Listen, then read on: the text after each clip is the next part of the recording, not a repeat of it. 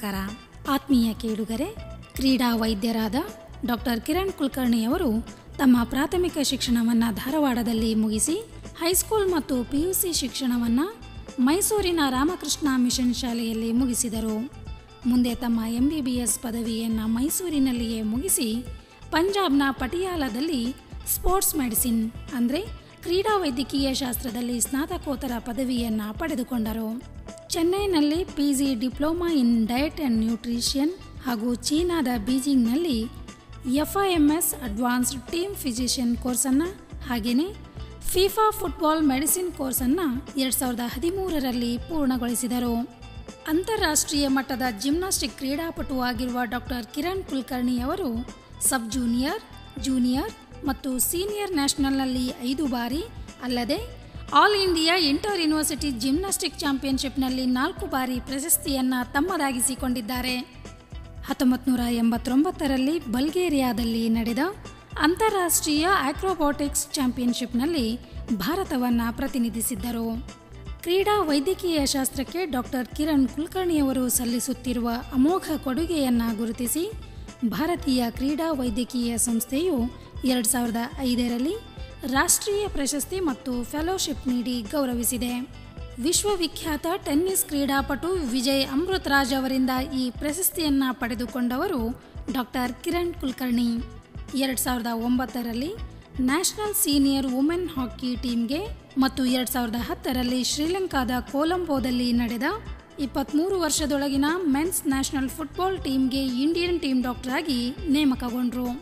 ಹಾಗೆಯೇ ಇತ್ತೀಚೆಗೆ ದೆಹಲಿಯಲ್ಲಿ ನಡೆದ ಕಾಮನ್ವೆಲ್ತ್ ಗೇಮ್ಸ್ನಲ್ಲಿ ಉದ್ದೀಪನ ಮದ್ದು ವಿರೋಧಿ ಕಮಿಷನ್ನ ನಿಯಂತ್ರಣಾಧಿಕಾರಿಯಾಗಿ ಕಿರಣ್ ಕುಲಕರ್ಣಿಯವರು ಆಯ್ಕೆಯಾಗಿದ್ದರು.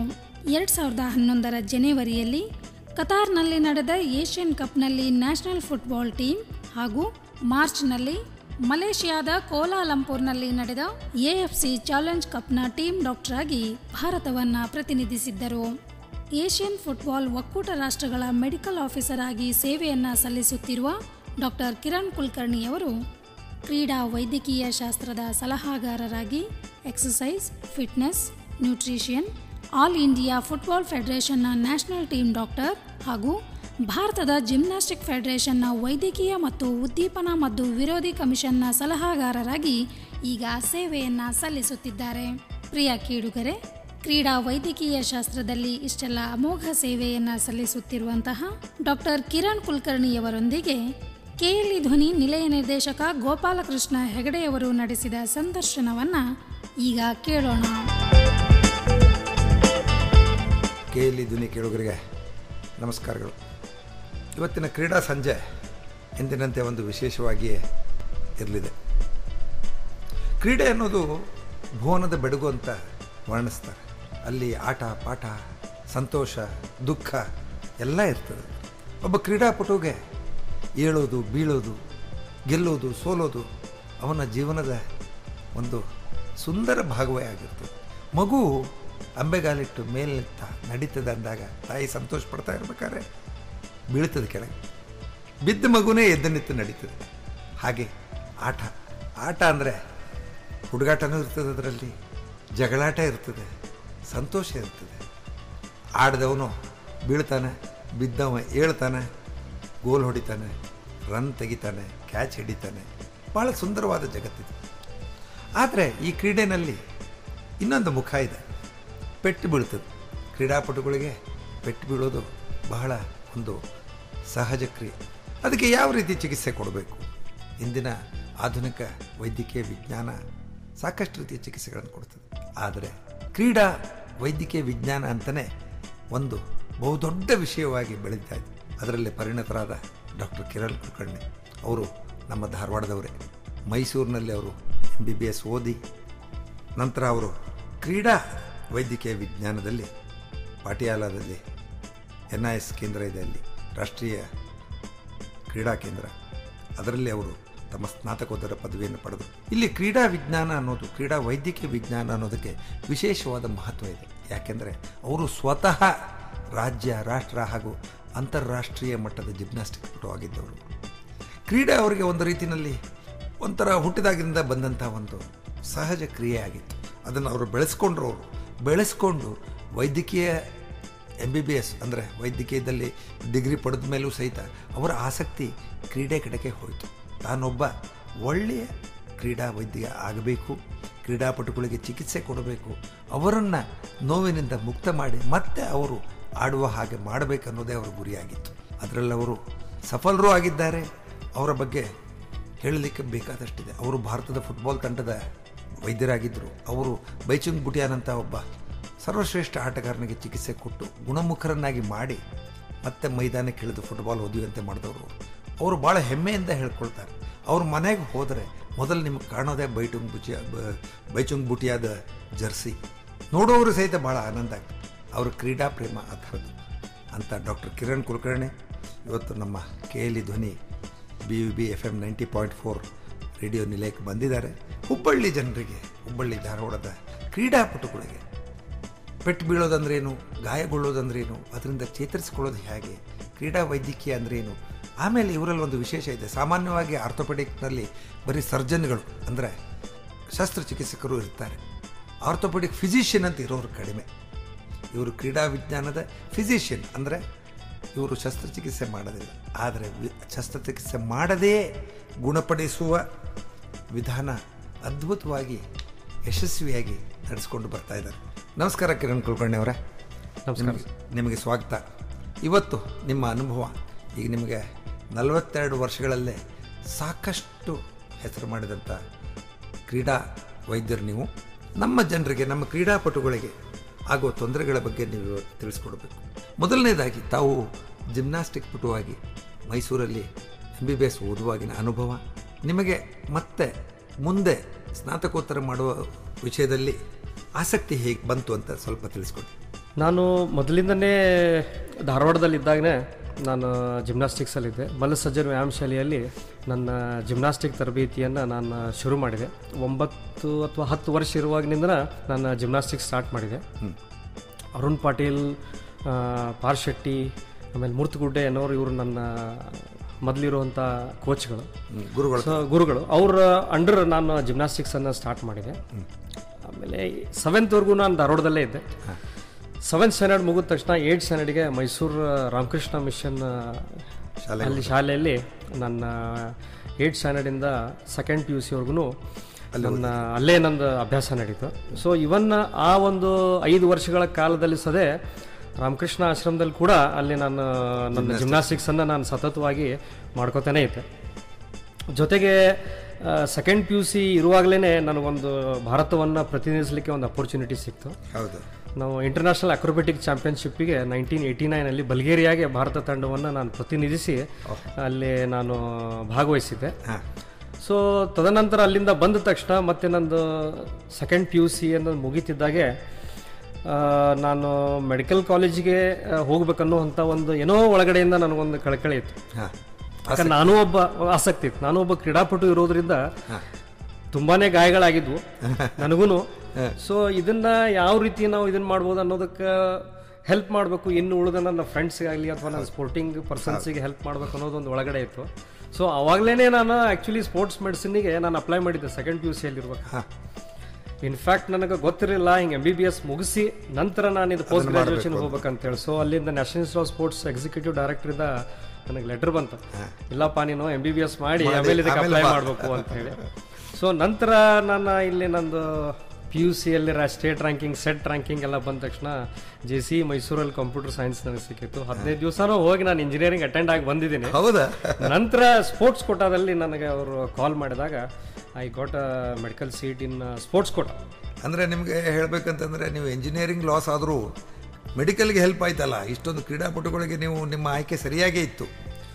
ಡೆಫಿನೆಟ್ಲಿ, ಯಾಕಂದ್ರೆ ನಾನು 2nd PUCಯಿಂದನೇ ನಾನು ಸ್ಪೋರ್ಟ್ಸ್ ಮೆಡಿಸಿನ್ ಮಾಡ್ಬೇಕಂತ ನಂದು ಇದು ಇತ್ತು, ಭಾಳ ಆಸಕ್ತಿ. ಸೊ ಅಂದ ತಕ್ಷಣ ನನಗೆ ಅಲ್ಲಿಂದ ಲೆಟರ್ ಬಂದದ್ದಕ್ಕೂ ಇಲ್ಲಿ ನನಗೆ ಮೆಡಿಕಲ್ ಸಿಕ್ಕಿದ್ದಕ್ಕೂ ಸರಿ ಆಯಿತು ಅಂತ ಹೇಳಿ ನಾನು ಫರ್ದರ್ ಕಂಟಿನ್ಯೂ ಮಾಡಿದೆ. ಕ್ರೀಡೆ ಮಾಡ್ತಾನೆ ನಾನು ನನ್ನ MBBS ಅನ್ನು ಕೂಡ ಮುಗಿಸಿದ್ದೆ. ಎಷ್ಟೋ ಸತಿ ಏನಾಗ್ತಿತ್ತಂದ್ರೆ ನಮ್ಮ ಮೆಡಿಕಲ್ ಕಾಲೇಜಲ್ಲಿ ಇರುವಾಗ ನಮ್ಮ ಪ್ರೊಫೆಸರ್ಸ್ ಎಲ್ಲ ಹೇಳ್ತಿದ್ರು, ಇವನ್ ಫೈನಲ್ ಇಯರ್ಗೆ ಬಂದಾಗ ಹೇಳ್ತಿದ್ರು, ಎಲ್ಲೋಪ್ಪ ಕಿರಣ ನೀನು ಪಲ್ಟಿ ಹೊಡಿತಾ ಇದ್ರು, ಮುಂದೆ ಪೇಷಂಟ್ಸಿಗೆ ಪಲ್ಟಿ ಹೊಡಿಸಿದ್ರೆ ಯಾಗಪ್ಪ ಅನ್ನೋ ಒಂದು ಇದು ಮಾಡ್ತಿದ್ರು. ಬಟ್ ಆದ್ರೂ ಅದೊಂದು ನಾಡು ಈಗ ನೀವು ಪಲ್ಟಿ ಹೊಡೆಯೋ ಪೇಷಂಟ್ಗಳಿಗೆ ಡಾಕ್ಟರ್ ಆಗಿದ್ವಿ. So play while you play, study while you study ಅಂತ ಹೇಳಿ ಏನೋ ಒಂದು ನಾಡು ನುಡಿ ಅದ, ಅದ್ರ ಪ್ರಕಾರನ ನಾನು ಮಾಡ್ಕೋತ ಬಂದೆ. ಸೊ ಅದರ ಜೊತೆಗೆ ನನ್ನ ಅಭ್ಯಾಸದ ಜೊತೆ ನಂದು ಜಿಮ್ನಾಸ್ಟಿಕ್ಸ್ ತರಬೇತಿನೂ ಹಾಗೆ ನಡೀತು. ಪ್ರಿಯ ಕೇಳುಗರೆ, ಈಗ ಒಂದು ಚಿಕ್ಕ ವಿರಾಮ. ವಿರಾಮದ ನಂತರ ಕಾರ್ಯಕ್ರಮ ಮುಂದುವರಿಯುತ್ತದೆ. ದುಃಖವನ್ನ ದೂರ ಸರಿಸುವುದಕ್ಕೆ ಯತ್ನ ಮಾಡಿದಷ್ಟು ಅದು ಹೆಗಲನ್ನೇ ಏರುವುದು. ರವೀಂದ್ರನಾಥ್ ಠಾಗೋರ್. ನೀವು ಕೇಳ್ತಾ ಇದ್ದೀರಾ ನಿಮ್ಮ ನೆಚ್ಚಿನ ಅಚ್ಚುಮೆಚ್ಚಿನ ಕೆಎಲ್ಇ ಧ್ವನಿ BVB 90.4 FM, ಸಮಾಜದ ಸಮೃದ್ಧಿಗಾಗಿ.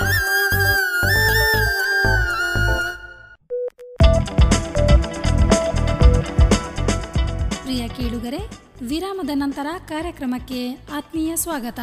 ಕ್ರೀಡಾ ವೈದ್ಯರಾದ ಡಾಕ್ಟರ್ ಕಿರಣ್ ಕುಲಕರ್ಣಿಯವರೊಂದಿಗೆ ಸಂದರ್ಶನ ಮುಂದುವರಿಯುತ್ತದೆ. ಮೈಸೂರು ಯೂನಿವರ್ಸಿಟಿಯಲ್ಲಿ ಅರುಣ್ ಪಾಟೀಲ್ ಅಂತ ಹೇಳಿ ಒಬ್ಬರು ರಾಷ್ಟ್ರೀಯ ಮತ್ತು ಅಂತಾರಾಷ್ಟ್ರೀಯ ಟೀಮ್ಗಳಿಗೆ ಕೋಚ್ ಮಾಡಿದಂಥ ಒಬ್ಬ coach, sports authority of India Sai coach ಅವರು. ಸೊ ಅವರ ಒಂದು ಮಾರ್ಗದರ್ಶನದಲ್ಲಿ ನಾನು ಮೆಡಿಕಲ್ ಕಾಲೇಜಲ್ಲಿ ಇದ್ದಾಗ ಕೂಡ ನನ್ನ ಸ್ಪೋರ್ಟಿಂಗ್ ಕರಿಯರನ್ನು ನಾನು ಕಂಟಿನ್ಯೂ ಮಾಡಿದ್ದೆ. ಯಾಕಂದರೆ ಎಷ್ಟೋ ಸತಿ ಏನಾಗ್ತದೆ, ಮೆಡಿಕಲ್ ಕಾಲೇಜ್ ಸೇರಿದ ತಕ್ಷಣ ನಾವು ಕ್ರೀಡೆಯಲ್ಲಿದ್ದವರು ಕ್ರೀಡೆಯನ್ನು ಮರ್ತು ಬಿಡ್ತೀವಿ. ಖಂಡಿತವಾಗ್ಲೂ ಸಿಗೋದಿಲ್ಲ ಅಂತ, ಸಮಯದ ಅಭಾವ ಇರೋದ್ರಿಂದ, ಆಮೇಲೆ ಅಭ್ಯಾಸದ ಒಂದು ಒತ್ತಡ ಇರೋದ್ರಿಂದ ನಾವು ಸ್ಪೋರ್ಟ್ಸನ್ನು ನಾವು ಮರ್ತು ಬಿಡ್ತೀವಿ. ಆದರೆ ನಾನು ಹಾಗೆ ಮಾಡಲಿಲ್ಲ. So I still continued being gymnast. So ಇವನ್ 5 ವರ್ಷ ನಾನು MBBS ಇರುವಾಗ ಸದೇನು 5 ಸತಿ ಸೀನಿಯರ್ ನ್ಯಾಷನಲ್ ಜಿಮ್ನಾಸ್ಟಿಕ್ ಚಾಂಪಿಯನ್ಶಿಪ್ಪಲ್ಲಿ ಭಾಗವಹಿಸಿದೆ ನಾನು. ಆಮೇಲೆ ಅದ್ರ ಜೊತೆಗೆ ಏನಪ್ಪ ಅಂತಂದ್ರೆ Mysuru university, all India inter university 4 ಸಲ ನಾನು ರೆಪ್ರೆಸೆಂಟ್ ಮಾಡಿದೆ. ಆಮೇಲೆ 2-3 ಸತಿ ಟ್ರಂಪೋಲಿನ್ ನ್ಯಾಷನಲ್ಸಲ್ಲೂ ನಾನು ಭಾಗವಹಿಸಿದೆ. Very good. ಸೊ ಹೀಗಾಗಿ ನಾನು 3 ಸತಿ ಕರ್ನಾಟಕ ಸ್ಟೇಟ್ ಕ್ಯಾಪ್ಟನ್ ಆಗಿನೂ ಇದ್ದೆ, ಯೂನಿವರ್ಸಿಟಿ ಮೈಸೂರು ಯೂನಿವರ್ಸಿಟಿ ಕ್ಯಾಪ್ಟನ್ ಆಗಿನೂ ನಾನಿದ್ದೆ. ಹೀಗಾಗಿ ಈ ಸ್ಟಡೀಸ್ ಜೊತೆನೂ ನಂದು ಕ್ರೀಡೆನೂ ಏನು ಮುಕ್ತಾಯ ಆಗಲಿಲ್ಲ. ಅಲ್ಲಿ ಫೈನಲ್ ಇಯರ್ವರೆಗೂ ನಂದು ಜಿಮ್ನಾಸ್ಟಿಕ್ಸ್ ನಡೀತು. ಆಲ್ಮೋಸ್ಟ್ 95 ಏನು ಫೈನಲ್ ಇಯರ್ ಎಕ್ಸಾಮ್ ಬರೀಬೇಕಿತ್ತು, ಅವಾಗ ಜಿಮ್ನಾಸ್ಟಿಕ್ಸಿಗೆ ನನ್ನ ಕ್ರೀಡೆಯ ಒಂದು ಇದಕ್ಕೆ ನಾನೊಂದು ಮುಕ್ತಾಯವನ್ನು ನಾನು ಇದು ಮಾಡಿದೆ. ನಂತರ ಮುಗಿದ ತಂತ್ರ ಏನಾಯ್ತಪ್ಪ ಅಂತಂದ್ರೆ ನಾನು ಆಮೇಲೆ ಪಟಿಯಾಲಾದಲ್ಲಿ ಮಾತ್ರ ಭಾರತ ದೇಶದೊಳಗೆ ನ್ಯಾಷನಲ್ ಸ್ಪೋರ್ಟ್ಸ್ ಮತ್ತು ಗೌರ್ಮೆಂಟ್ ಮೆಡಿಕಲ್ ಕಾಲೇಜ್ ಪಟಿಯಾಲ ಮತ್ತು ಪಂಜಾಬ್ ಯೂನಿವರ್ಸಿಟಿ, ಇದು medical council of India recognised centre. ಇದು post graduation in sports medicine ಅಂತ ಹೇಳಿ ಇದು ನಮ್ಮದು 2 ಇಯರ್ಸದ್ದು ಕೋರ್ಸ್ ನಡೀತದೆ. ಜೊತೆಗೆ ನಮ್ಮದು ನ್ಯಾಷನಲ್ ಟೀಮ್ಸಿಗೆ ನಾವು ಅಲ್ಲಿ ಬ್ಯಾಕಪ್ ಕೊಡ್ತಾನೆ ನಮ್ಮದು ಮೆಡಿಕಲ್ ಕಾಲೇಜಿಗೆ ಪ್ರಾಕ್ಟಿಕಲ್ ಆಗಿ ನಾವು ನಮ್ಮ ಮೆಡಿಕಲ್ ಸೈನ್ಸು ಪ್ಲಸ್ ಕ್ರೀಡೆಯನ್ನು ಎರಡು ಸೇರಿಸಿ ಅದನ್ನು ನಾವು ಅಲ್ಲಿ ಕಲಿತೀವಿ. ವ್ಯತ್ಯಾಸ ಏನಿದೆ? ಈಗ ನೀವು ಹೇಳಿದ್ರಿ ಈ ಸ್ಪೋರ್ಟ್ಸ್ ಮೆಡಿಸಿನ್ಗೂ ಜನರಲ್ ಮೆಡಿಸಿನ್ಗೂ ಸಾಮಾನ್ಯವಾಗಿ ಆರ್ಥೋಪೆಡಿಕ್ ಸರ್ಜನ್ ಇರ್ಬೋದು ಅಥವಾ ಅದ್ರ ಬಗ್ಗೆ ಕೆಲವು ತಜ್ಞರು ಇರ್ತಾರಲ್ಲ, ಅದಕ್ಕೂ ಮತ್ತು ಈ ಕ್ರೀಡಾ ವೈದ್ಯಕೀಯಕ್ಕೂ ಯಾವ ಥರ ವ್ಯತ್ಯಾಸ ಇದೆ? ಆರ್ಥೋಪೆಡಿಕ್ಸ್ ಅನ್ನೋದೇನಿದೆ, ಇದು ನಮ್ಮ ಎಲುಬು ಮತ್ತು ಕೀಲುಗಳ ಶಸ್ತ್ರಚಿಕಿತ್ಸೆ, ಅದಕ್ಕೆ ನಾವು ಆರ್ಥೋಪೆಡಿಕ್ ಸರ್ಜನ್ಸ್ ಅಂತ ಹೇಳ್ತೀವಿ. ಸೊ ಇಲ್ಲಿ ಮುಖ್ಯವಾಗಿ ಈ ಒಂದು ಆರ್ಥೋಪೆಡಿಕ್ ಸರ್ಜನ್ಸ್ದ ಕೆಲಸಗಳೇನಿರ್ತಾವೆ ಅಂತಂದ್ರೆ ಸರ್ಜಿಕಲ್ ಪ್ರೊಸೀಜರ್ಸ್. ಸೊ ಹಲವಾರು ಫ್ರ್ಯಾಕ್ಚರ್ಸ್ ಆಗ್ತಾವೆ ಅಥವಾ ವಿಧವಾದಂಥ ಗಾಯಗಳಾಗ್ತಾವೆ, ತೊಂದರೆಗಳಾಗ್ತಾವೆ, ರೋಡ್ ಟ್ರಾಫಿಕ್ ಆಕ್ಸಿಡೆಂಟ್ಸ್ ಆಗ್ತಾವೆ, ಆಮೇಲೆ ಕ್ಯಾನ್ಸರ್ಸ್ ಇರ್ತಾವೆ. ಈ ರೀತಿ ಈ ಒಂದು ತೊಂದರೆಗಳಿಗೆ ಶಸ್ತ್ರಚಿಕಿತ್ಸೆಯನ್ನು ಮಾಡಿ ಗುಣ ಮಾಡುವಂಥ ಇದೊಂದು ವಿಧಾನ. ಆದರೆ ಕ್ರೀಡಾ ವೈದ್ಯಕೀಯ ಶಾಸ್ತ್ರದಲ್ಲಿ ಏನಾಗ್ತದೆ ಅಂತಂದ್ರೆ ಇಲ್ಲಿ ನಾವು ಸರ್ಜರೀಸನ್ನು ಮಾಡೋದಿಲ್ಲ, ಆಪರೇಷನ್ಗಳನ್ನು ನಾವು ಮಾಡೋದಿಲ್ಲ. ಸೊ ಇಲ್ಲಿ ನಾವು ಅಲ್ಲಿ ಆರ್ಥೋಪೆಡಿಕ್ ಸರ್ಜನ್ ಅಂತ ಹೇಳ್ತೀವಿ, ಇಲ್ಲಿ ನಾವು ಆರ್ಥೋಪೆಡಿಕ್ ಫಿಸಿಷಿಯನ್ ಅಂತಲೂ ನಾವು ಹೇಳ್ಬೋದಿಲ್ಲ. ಯಾಕಂದ್ರೆ ನಾವು ಆರ್ಥೋಪೆಡಿಕ್ಸ್ ಅಥವಾ ನಮ್ಮ ಟ್ರೊಮೊಟಾಲಜಿ ಅನ್ನೋದೇನಿದೆ ಅದರಲ್ಲಿ 90% ಏನು ಕೇಸ್ಗಳಿವೆ, ಯಾವುದೇ ಕೇಸ್ ನಮ್ಮಲ್ಲಿ ಬರಲಿ ಅದರಲ್ಲಿ 90% ಕನ್ಸರ್ವೇಟಿವ್ ಮ್ಯಾನೇಜ್ಮೆಂಟ್ ಅಂತ ಹೇಳ್ತೀವಿ. ಕನ್ಸರ್ವೇಟಿವ್ ಮ್ಯಾನೇಜ್ಮೆಂಟ್ ಅಂದ್ರೆ ಶಸ್ತ್ರಚಿಕಿತ್ಸೆ ಇಲ್ಲದೆ ಟ್ರೀಟ್ ಮಾಡುವಂಥ ಒಂದು ವಿಧಾನ. ಇನ್ನು 10% ಮಾತ್ರ, ಪ್ರತಿ 100 ಕೇಸ್ಗಳಲ್ಲಿ 10 ಕೇಸ್ಗಳಿಗೆ ಮಾತ್ರ ಶಸ್ತ್ರಚಿಕಿತ್ಸೆ ಮಾಡುವಂತ ಒಂದು ಸ್ಥಿತಿ ಇದ್ರೆ ಮಾತ್ರ. ಇವನ್ನ ಕ್ರೀಡೆಯಲ್ಲಿ ಕೂಡ ನಾವು ಈಗ ಶಸ್ತ್ರಚಿಕಿತ್ಸೆ ಮಾಡುವಂತ ಒಂದು ಸನ್ನಿವೇಶ ಬಂದ್ರೆ ನಾವು ಅವ್ರಿಗೆ ಶಸ್ತ್ರಚಿಕಿತ್ಸೆ ಇಲ್ಲದೇ ಮಾಡೋದು ಕಷ್ಟ ಆಗ್ತದೆ. ಸೊ ಆ ಟೈಮಲ್ಲಿ ಆ ಒಂದು ಕ್ರೀಡಾಪಟುಗಳಿಗೆ ನಾವು ಶಸ್ತ್ರಚಿಕಿತ್ಸೆ ಸರ್ಜರಿಗೆ ಹೋಗ್ರಿ ಅಂತ ಹೇಳಿ ನಾವು ಡೈರೆಕ್ಟ್ ಮಾಡ್ತೀವಿ. ಆದರೆ ಸ್ವಲ್ಪ ಕ್ರೀಡಾ ವೈದ್ಯಕೀಯ ಶಾಸ್ತ್ರದಲ್ಲಿ ಏನಿದೆ ಅಂತಂದರೆ ನಾವು ನಮ್ಮ ಆರ್ಥೋಪೆಡಿಕ್ ಸರ್ಜರಿ ಜೊತೆಗೆ ಮಸ್ಕ್ಯುಲೋಸ್ಕೆಲೆಟಲ್ ಮೆಡಿಸಿನ್ ಅಂತ ಹೇಳ್ತೀವಿ. ಅಂದರೆ ನಮ್ಮ ಸ್ನಾಯುಗಳು ಹಾಗೂ ಎಲುಬುಗಳು ಯಾವ ರೀತಿ ಕೆಲಸಗಳನ್ನು ಮಾಡ್ತಾವೆ ಇದ್ರ ಬಗ್ಗೆ ಸ್ವಲ್ಪ ದೀರ್ಘವಾಗಿ ನಾವು ಅಭ್ಯಾಸ ಮಾಡ್ತೀವಿ. ಇದ್ರ ಜೊತೆ ಮುಖ್ಯವಾಗಿ ಏನಪ್ಪ ಅಂತಂದ್ರೆ ಮೆಡಿಕಲ್ ಸಬ್ಜೆಕ್ಟ್ಸ್ ಜೊತೆಗೂ ಅಲೈಡ್ ಸ್ಪೋರ್ಟ್ಸ್ ಸೈನ್ಸ್ ಸಬ್ಜೆಕ್ಟ್ಸ್ ಅಂತಿದೆ. ಈ ಸಬ್ಜೆಕ್ಟ್ಗಳು ನಮ್ಮ ಮೆಡಿಕಲ್ ಕಾಲೇಜಲ್ಲಾಗಲಿ ಅಥವಾ ನಮ್ಮ ಪೋಸ್ಟ್ ಗ್ರಾಜ್ಯುಯೇಷನ್ ಆಗಲಿ ಈ ಸಬ್ಜೆಕ್ಟ್ಗಳು ನಮಗೆ ಅರಿವಿರೋದಿಲ್ಲ. ಯಾಕಂತಂದ್ರೆ ಇದು completely associated with sporting department ಆಗಿದೆ, ಸ್ಪೋರ್ಟ್ಸ್ ಸೈನ್ಸ್ ಅಂತ ಹೇಳ್ತೀವಿ ನಾವು. ಸೊ ಸ್ಪೋರ್ಟ್ಸ್ ಸೈನ್ಸಲ್ಲಿ ಸಬ್ಜೆಕ್ಟ್ ಬರುವಂಥದ್ದು ಯಾವುದಂತಾರೆ ಬಯೋಮೆಕ್ಯಾನಿಕ್ಸ್ ಮತ್ತು ಆಂಥ್ರೋಪೋಮೆಟ್ರಿ ಅಂತ. ಆಮೇಲೆ sports psychology, sports nutrition, rehabilitation, sports physiotherapy. ಅಂದರೆ ನೀವು ಒಬ್ಬ ಕ್ರೀಡಾಪಟುವನ್ನು ಸಮಗ್ರವಾಗಿ ನೋಡ್ತೀರಿ, ಅವನ್ನೆಲ್ಲ ಇದನ್ನು ನೋಡಿಕೊಂಡು ಟ್ರೀಟ್ಮೆಂಟ್ ಸ್ಟಾರ್ಟ್ ಮಾಡ್ತೀವಿ. ಸೊ ಅದಕ್ಕೆ ನಾವು ಸ್ಪೋರ್ಟ್ಸ್ ಮೆಡಿಸಿನ್ ಅಂದರೆ it is a multi disciplinary speciality which not only deals with injury treatment but it also involves treating him as a complete human being.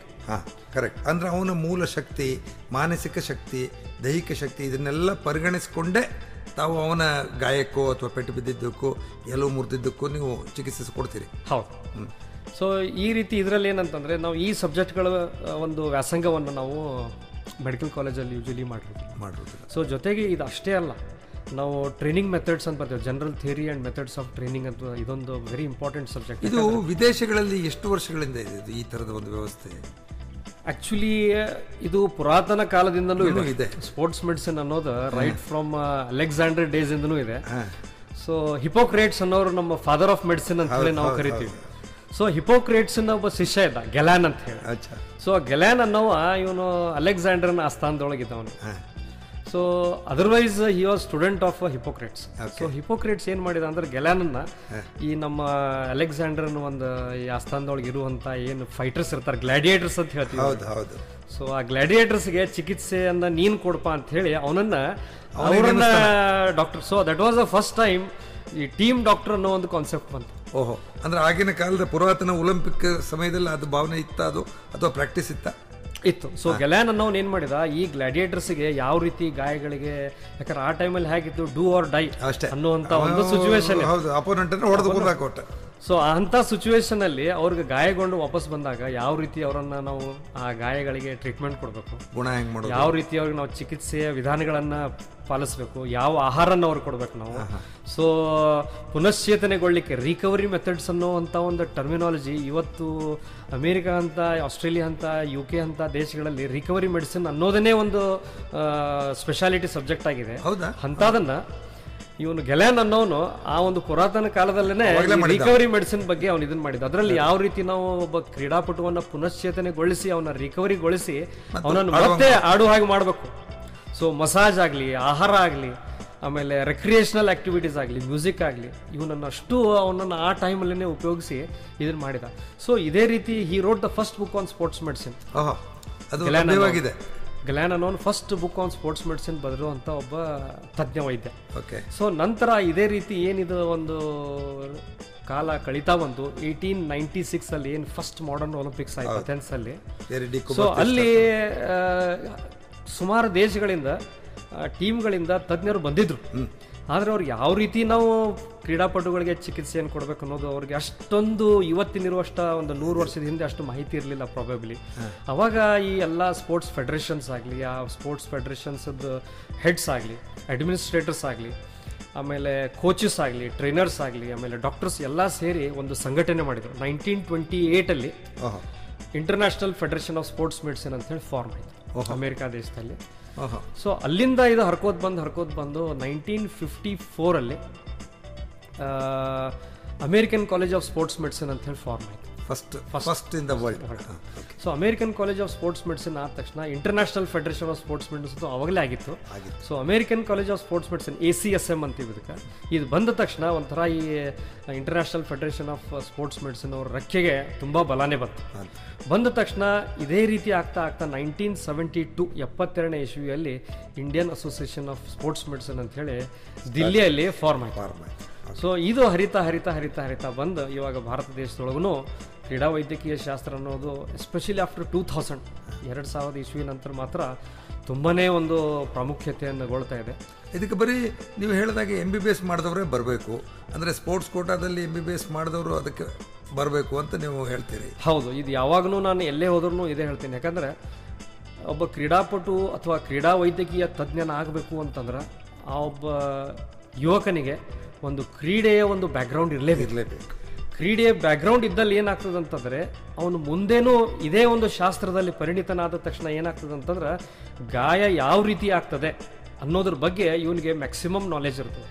So sports medicine ಒಳಗೆ most important catch point ಏನಂತಂದರೆ how the injury happened ಅನ್ನೋದು most important. Injury ಯಾವ ರೀತಿ ಆಯಿತು ಅನ್ನೋದನ್ನು ನಮಗೆ ಗೊತ್ತಾಯಿತು ಅಂದ್ರೆ ಆಟೋಮೆಟಿಕಲಿ ಒಬ್ಬರು ಸ್ಪೋರ್ಟ್ಸ್ಮನ್ ಇದ್ದು ಡಾಕ್ಟರ್ ಆದವನಿಗೆ ಅದು ಬೇಗ ಗೊತ್ತಾಗ್ತದೆ ಅಂದ್ರೆ ಅದನ್ನ ಡಯಾಗ್ನೋಸ್ ಮಾಡೋದು ಭಾಳ ಈಸಿ ಆಗಿಬಿಡುತ್ತೆ. ಪ್ರಿಯ ಕೇಳುಗರೆ, ಈಗ ಒಂದು ಚಿಕ್ಕ ವಿರಾಮ. ವಿರಾಮದ ನಂತರ ಕಾರ್ಯಕ್ರಮ ಮುಂದುವರಿಯುತ್ತದೆ. ನಾವು ದೃಢ ಸಂಕಲ್ಪದಿಂದ ಕಾರ್ಯಪ್ರವೃತ್ತರಾದ್ರೆ ಹಾವಿನ ವಿಷವು ತನ್ನ ಶಕ್ತಿಯನ್ನ ಕಳೆದುಕೊಳ್ಳುತ್ತದೆ. ಸ್ವಾಮಿ ವಿವೇಕಾನಂದ. ನೀವು ಕೇಳ್ತಾ ಇದ್ದೀರಾ ನಿಮ್ಮ ನೆಚ್ಚಿನ ಅಚ್ಚುಮೆಚ್ಚಿನ ಕೆಎಲ್ಇ ಧ್ವನಿ BVB 90.4 FM ಸಮಾಜದ ಸಮೃದ್ಧಿಗಾಗಿ.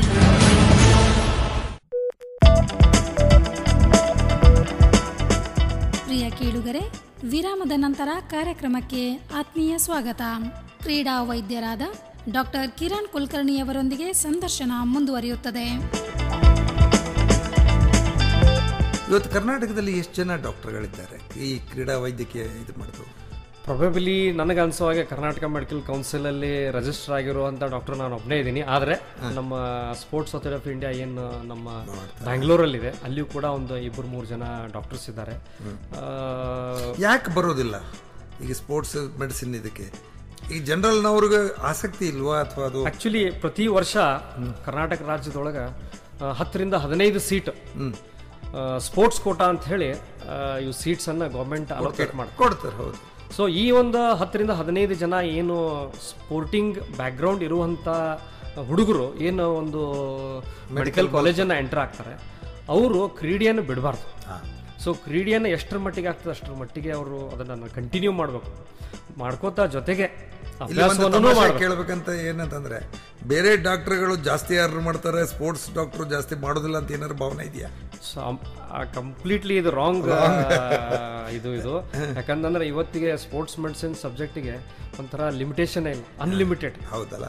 ಸೊ ನಾವು ಹೇಗೆ ಮುಂದೆ ವರ್ಕೋತ್ ಹೋಗ್ತೀವಿ, ಯಾಕಂದ್ರೆ ಸ್ಪೋರ್ಟ್ಸ್ ಜಾಸ್ತಿ ಬೆಳೀತಾ ಇದೆ, ಖಂಡಿತವಾಗ್ಲೂ ಬೆಳೆದಿದೆ. ಮೊದಲಿನಕ್ಕಿಂತ ಆಡುವವ್ರ ಸಂಖ್ಯೆ ಎಲ್ಲ ಕಾಲೇಜುಗಳಲ್ಲಿ ಸಿಕ್ಕಾಪಟ್ಟೆ ಹುಡುಗರು ಆಡ್ತಾರೆ. ಯಾಕಂತಂದ್ರೆ ಈ ಏನು ಹುಡುಗರಿದ್ದಾರೆ ಇವರು ಮುಗಿದ ತಕ್ಷಣ ನನಗೆ ಆ ಸಬ್ಜೆಕ್ಟ್ ಬೇಕು ಈ ಸಬ್ಜೆಕ್ಟ್ ಬೇಕು ಅಂತ ಟೈಮ್ ವೇಸ್ಟ್ ಮಾಡೋದಕ್ಕಿಂತ ಇವರು ಸ್ಪೋರ್ಟ್ಸ್ ಮೆಡಿಸಿನ್ ಒಳಗೆ ಇವರು ಪೋಸ್ಟ್ ಗ್ರಾಜುಯೇಷನ್ ಮಾಡಿದ್ರು ಅಂತಂದ್ರೆ ಅವ್ರದೇ ಒಂದು ಲೈನ್ ಅಲ್ಲಿ ಆಗಿ ಹೋಗ್ತದೆ. ಆಮೇಲೆ ಸ್ಪೋರ್ಟ್ಸ್ ಮೆಡಿಸಿನ್ ಅಲ್ಲಿ ಸ್ಪೋರ್ಟ್ಸ್ ಕೋಟಾಯಿಂದ ಬಂದಂತ ಹುಡುಗರು ಇದ್ದ ತಕ್ಷಣ ಅವ್ರಿಗೆ ಸೀಟ್ ಸಿಗೋದು ಈಸಿ ಆಗ್ತದೆ. So every year March April ಅಲ್ಲಿ ಇವರು ನ್ಯಾಷನಲ್ ಇನ್ಸ್ಟಿಟ್ಯೂಟ್ ಆಫ್ ಸ್ಪೋರ್ಟ್ಸ್ ಆಮೇಲೆ ಗೌರ್ಮೆಂಟ್ ಮೆಡಿಕಲ್ ಕಾಲೇಜ್ ಪಟಿಯಾಲ ಇವರು ಕಾಲ್ ಮಾಡ್ತಾರೆ. ಕಾಲ್ ಮಾಡಿದಾಗ ನಾವು ಅದನ್ನು ಅಪ್ಲೈ ಮಾಡಿ ನಾವು ಎಂಟರ್ ಆಗಿ ಒಂದು 2 years ಇದನ್ನು ಮುಗಿಸ್ಕೊಂಡ್ ಬಂದ್ರೆ so sky is the limit ಅಂತ ಹೇಳ್ತೀನಿ ನಾನು ಸ್ಪೋರ್ಟ್ಸ್ ಮೆಡಿಸಿನ್ಗೆ. ಯಾಕಂದ್ರೆ it is a very Young branch in India. So ಬಹಳ ಸ್ಕೋಪ್ ಇದೆ, ಭಯಂಕರ ಸ್ಕೋಪ್ ಇದೆ. ಯಾಕಂದ್ರೆ ಇವತ್ತಿನ ಒಂದು ಯುಗದೊಳಗೆ ಸ್ಪೋರ್ಟ್ಸ್ ಮೆಡಿಸಿನ್ ಡಾಕ್ಟರ್ ಅಥವಾ ನ್ಯಾಷನಲ್ ಟೀಮ್ ಡಾಕ್ಟರ್ ಅನ್ನೋಂಥ ಒಂದು ಏನಿದೆ ಟರ್ಮಿನಾಲಜಿ ಇದೆ, ಇದೊಂದು ಬಹಳ ಪ್ರಾಮುಖ್ಯತೆ ಪಡಿತದ. ಟೀಮ್ ಡಾಕ್ಟರ್ಸ್ ಕಡಿಮೆ ಇದ್ದಾರೆ ಆ್ಯಕ್ಚುಲಿ ನಮ್ಮ ನ್ಯಾಷನಲ್ ಟೀಮ್ಸ್ ಅಲ್ಲಿ ಡಾಕ್ಟರ್ಸ್ ಇಲ್ಲ. ಯಾಕಿಲ್ಲ ಅಂತಂದ್ರೆ ಹಲವಾರು ಜನ ಏನಾಗ್ಬಿಡ್ತದೆ ಅಂತಂದ್ರೆ ಇನ್ ಸರ್ವಿಸ್ದವ್ರು ಬಂದ್ಬಿಡ್ತಾರೆ, ಎಸ್ಪೆಷಲಿ ಫ್ರಮ್ ಡಿಫೆನ್ಸ್ ಇಂದ ಬರ್ತಾರೆ ಅಥವಾ ಸ್ಟೇಟ್ ಹೆಲ್ತ್ ಸರ್ವಿಸ್ ಇಂದ ಬರ್ತಾರೆ. ಇಲ್ಲ, ನಾನು ನೋಡಿದ್ದೀನಿ ಇಂಡಿಯನ್ ಕ್ರಿಕೆಟ್ ಟೀಮ್ ಜೊತೆ ಬೇರೆ ಮೆಡಿಸಿನ್ ಮಾಡಿದಂಥ ಡಾಕ್ಟರ್ಗಳು ಇರ್ತಿದ್ರೆ ಹೊರತು, ಅಂದರೆ ಜ್ವರಕ್ಕೆ ಗುಳಿಗೆ ಕೊಡವ, ಕೆಮ್ಮಿಗೆ ಗುಳಿಗೆ ಆ ಥರದ. ಅಂದರೆ ನಾನು ಇದರಿಂದ ಹೇಳಿಸಿ ಅಥವಾ ಇದರಿಂದ ಹೇಳ್ತಾ ಇಲ್ಲ, ಸಾಮಾನ್ಯವಾಗಿ medical sports medicine specialist general practitioners ಅವರು ಜಾಸ್ತಿ ಇದ್ದದ್ದನ್ನೇ ನೋಡಿರೋದು ನಾನು. ಆದರೆ ಈಗ ಚೇಂಜ್ ಆಗಿದೆ, ಈಗ ಎಲ್ಲ ಟೀಮ್ಗೂ ಒಬ್ಬ ಎಕ್ಸ್ಪರ್ಟ್ ಡಾಕ್ಟರ್ ಇರ್ತಾನೆ. ಹೌದು, ಸ್ಪೋರ್ಟ್ಸ್ ಮೆಡಿಸಿನ್ ಕ್ವಾಲಿಫೈಡ್ ಆಗಿರುವಂಥ ಡಾಕ್ಟರ್ ಇರೋದ್ರಿಂದ ಏನಾಗ್ತದೆ ಅಂತಂದರೆ ಒಂದು ಎಲ್ಲ ಒಂದು ರೀತಿಯ ಒಂದು ಇದನ್ನು, ಯಾಕಂದರೆ ಟೀಮ್ ಡಾಕ್ಟರ್ ಅನ್ನೋದೇನೆ he is the head of the medical department of any sporting unit. ಹೌದು. ಸೊ ಈ ಸ್ಪೋರ್ಟ್ಸ್ ಮೆಡಿಸಿನ್ ಅನ್ನೋದೇನು ಬರೀ ಒಬ್ಬ ಡಾಕ್ಟರ್ನಿಂದ ಆಗುವಂಥ ಒಂದು ವಿಷಯ ಅಲ್ಲ ಇದು. So it is a sports medicine team. ಹೌದು. ಸೊ ಈ ಒಂದು we are the players of the sports medicine team and the captain happens to be the doctor. So ಆ ಟೀಮ್ ಕೆಳಗಡೆ ಒಂದು ಕ್ಯಾಪ್ಟನ್ ಕೆಳಗಡೆ ನಾವು ಫಿಸಿಯೋಥೆರಪಿಸ್ಟ್ ಇರ್ತಾರೆ. ಸೊ ಅವ್ರಿಗೆ ಇವಾಗ ಅದರಲ್ಲೂ ಬರೀ ಫಿಸಿಯೋಥೆರಪಿ ಅಂತಲ್ಲ, ಸ್ಪೋರ್ಟ್ಸ್ ಫಿಸಿಯೋಥೆರಪಿ ಅಂತ ಹೇಳಿ ಅದರಲ್ಲೂ ಒಂದು ಸ್ಪೆಷಲೈಸೇಷನ್ ಇದೆ. ಸ್ಪೋರ್ಟ್ಸ್ ಫಿಸಿಯೋಥೆರಪಿಸ್ಟ್ ಇರ್ತಾರೆ, ಆಮೇಲೆ ಟ್ರೈನರ್ಸ್ ಇರ್ತಾರೆ. ಆಮೇಲೆ ನ್ಯೂಟ್ರಿಷನಿಸ್ಟ್ ಇರ್ತಾರೆ, ಸೈಕಾಲಜಿಸ್ಟ್ ಇರ್ತಾರೆ, ಬಯೋಮೆಕ್ಯಾನಿಕ್ಸ್ ಇರ್ತಾರೆ. ಆಮೇಲೆ ರೀಸೆಂಟಾಗಿ ಇವಾಗ ರಿಕವರಿ ಮೆಡಿಸಿನ್ ಎಕ್ಸ್ಪರ್ಟ್ಸ್ ಅಂತ ಹೇಳಿ ಬಂದಿದ್ದಾರೆ, ಫಿಸಿಯಾಲಜಿಸ್ಟ್ಗಳಿದ್ದಾರೆ, ಎಕ್ಸಸೈಸ್ ಫಿಸಿಯಾಲಜಿ ಅಂತಿದೆ. ಸೊ ಫಿಸಿಯಾಲಜಿ ಅನ್ನೋದು ನಮ್ಮ ಮೆಡಿಕಲ್ ಕಾಲೇಜಿನ ಒಂದು ಸಬ್ಜೆಕ್ಟ್. ಅಷ್ಟು ದೊಡ್ಡ ಎವಲ್ಯೂಷನ್ ಅಂದ್ರೆ ವಿಕಾಸ ಆಗಿದೆ. ಕ್ರೀಡಾ ಬರೀ ಒಂದು ಸುಮ್ಮನೆ ಮೊದಲೆಲ್ಲ ಏನು ಪೆಟ್ಟು ಬಿದ್ದರೆ ಏನೋ ಒಂಚೂರು ಟ್ರೀಟ್ ಮಾಡ್ತಿದ್ರು, ಇದಾಗ್ತಿತ್ತು, ಮುಂದೆ ಹೋಗ್ತಿದ್ದ ಇಲ್ಲಿಗೆ ಆಡ್ತಿರ್ಲಿಲ್ಲ. ಆದರೆ ಇವತ್ತು ಪರಿಸ್ಥಿತಿ ಹಾಗಿಲ್ಲ. ಅವರಿಗೆ ಸಂಪೂರ್ಣವಾದ ಗುಣಮುಖವಾಗುವಂಥ ಚಿಕಿತ್ಸೆ ಸಿಗ್ತದೆ. ತಾವೀಗ ಇಂಡಿಯನ್ ಫುಟ್ಬಾಲ್ ಟೀಮ್ ಜೊತೆನೇ ಇದ್ದೀರಿ, ಬೈಚುಂಗ್ ಬುಟಿಯಾನ್ ಅಂತ ಪ್ಲೇಯರ್ಗೆ ನೀವು ಟ್ರೀಟ್ ಮಾಡಿದ್ದೀರಿ. ಸಾಮಾನ್ಯವಾಗಿ ಕ್ರೀಡಾಪಟುಗಳಿಗೆ ಯಾವ ರೀತಿಯ ಪೆಟ್ಟು ಗಾಯ ಆಗ್ತವೆ? ಅದು ಗೇಮ್ ಟು ಗೇಮ್ ಚೇಂಜ್ ಆಗ್ಬೋದು. ಎಸ್, ನೀವು ಹೇಳಿದ್ದು ನಿಜ ಅದ. ಯಾಕಂದ್ರೆ ಪ್ರತಿಯೊಂದು ಗೇಮ್ಗೂ ಒಂದು ಗಾಯಗಳು ಡಿಫ್ರೆಂಟ್ ಆಗಿನೇ ಇರ್ತವೆ. ಯಾಕಂತಂದರೆ ಪ್ರತಿಯೊಂದು ಗೇಮ್ಸ್ನಲ್ಲಿ ಅವರ ರೂಲ್ಸ್ ಆ್ಯಂಡ್ ರೆಗ್ಯುಲೇಷನ್ಸ್ ಆಗಲಿ ಅಥವಾ ಅವ್ರದ್ದು ಟೆಕ್ನಿಕ್ಸ್ ಆಗಲಿ, ಸ್ಕಿಲ್ಸ್ ಆಗಲಿ ವಿಧವಾಗಿರ್ತಾವೆ. ಹೌದು. ಸೊ ಅದೇ ಪ್ರಕಾರವಾಗಿ ಗಾಯಗಳನ್ನು ಆಗ್ತವೆ. ಯಾಕಂತಂದ್ರೆ ಏನು ಇವು ಸ್ಕಿಲ್ ಮತ್ತು ಟೆಕ್ನಿಕ್ ಅಂತೇವಿ, ಇಟ್ ಈಸ್ 100% ಸೈನ್ಸ್. ಹೌದು. ಟೋಟಲ್ ಬಯೋಮೆಕ್ಯಾನಿಕ್ಸ್ ಆ್ಯಂಡ್ ಫಿಸಿಕ್ಸ್ ಮತ್ತು ಕಿನ್ಸಿಯಾಲಜಿಯ ಒಂದು ವಿಧಾನಗಳನ್ನು ಉಪಯೋಗಿಸಿನೇ ಈ ಸ್ಕಿಲ್ಸ್ ಮತ್ತು ಟೆಕ್ನಿಕ್ಸನ್ನು ನಾವು ಫಾರ್ಮ್ ಮಾಡ್ತೇವೆ. ಸೊ ಯಾವಾಗ ನಮಗೆ ಇವು ಸ್ಕಿಲ್ಸ್ ಮತ್ತು ಟೆಕ್ನಿಕ್ಸ್ ಮತ್ತು ಕಿನ್ಸಿಯಾಲಜಿ, ಬಯೋಮೆಕ್ಯಾನಿಕ್ಸ್ ಗೊತ್ತಿರ್ತದೆ, ಆ ಟೈಮಲ್ಲಿ ಈ ಒಂದು ಗೇಮ್ನಲ್ಲಿ ಆಗುವಂಥ ಒಂದು ಇಂಡಿವಿಜುವಲ್, ಕ್ರಿಕೆಟಲ್ಲಿನೇ ಒಂಥರ ಇಂಜುರೀಸ್ ಇವೆ, ಫುಟ್ಬಾಲ್ನಲ್ಲಿನೇ ಒಂಥರ ಇಂಜುರೀಸ್ ಇವೆ, ಜಿಮ್ನಾಸ್ಟಿಕ್ಸಲ್ಲಿ ಒಂಥರ ಇಂಜುರೀಸ್ ಆಗ್ತಾವೆ, ವೇಟ್ ಲಿಫ್ಟಿಂಗಲ್ಲಿ ಒಂಥರ ಇಂಜುರೀಸ್ ಆಗ್ತಾವೆ, ಬಾಸ್ಕೆಟ್ಬಾಲಲ್ಲೇ ಒಂಥರ ಇಂಜುರೀಸ್ ಆಗ್ತಾವೆ, ಈ ರೀತಿ. ಅಥವಾ ಸ್ವಿಮ್ಮರ್ಸಲ್ಲಿ ಬೇರೆ ಥರ ಇಂಜುರೀಸ್ ಆಗ್ತಾವೆ, ರನ್ನರ್ಸಲ್ಲಿ, ಸ್ಪ್ರಿಂಟರ್ಸಲ್ಲಿ ಒಂಥರ ಆಗ್ತದೆ, ಮತ್ತು ಲಾಂಗ್ ಡಿಸ್ಟೆನ್ಸ್ ರನ್ನರ್ಸಲ್ಲಿ. ಸೊ ಪ್ರತಿಯೊಂದು ಗೇಮಿನಲ್ಲೂ ಡಿಫ್ರೆಂಟ್ ಟೈಪ್ಸ್ ಆಫ್ ಇಂಜುರೀಸ್ ಆಗ್ತವೆ. ಸೊ ಬೇಸಿಕಲಿ ನಾವು ಪ್ರತಿಯೊಂದು ಪ್ರಕಾರ ನಾವು ಏನಾದರೂ ಇಂಜುರೀಸ್ ಮಾಡ್ಕೋತ ಹೋದ್ವಿ ಅಂತಂದ್ರೆ ಇದು ಮುಗಿಯಲಾರದ ಕಥೆ.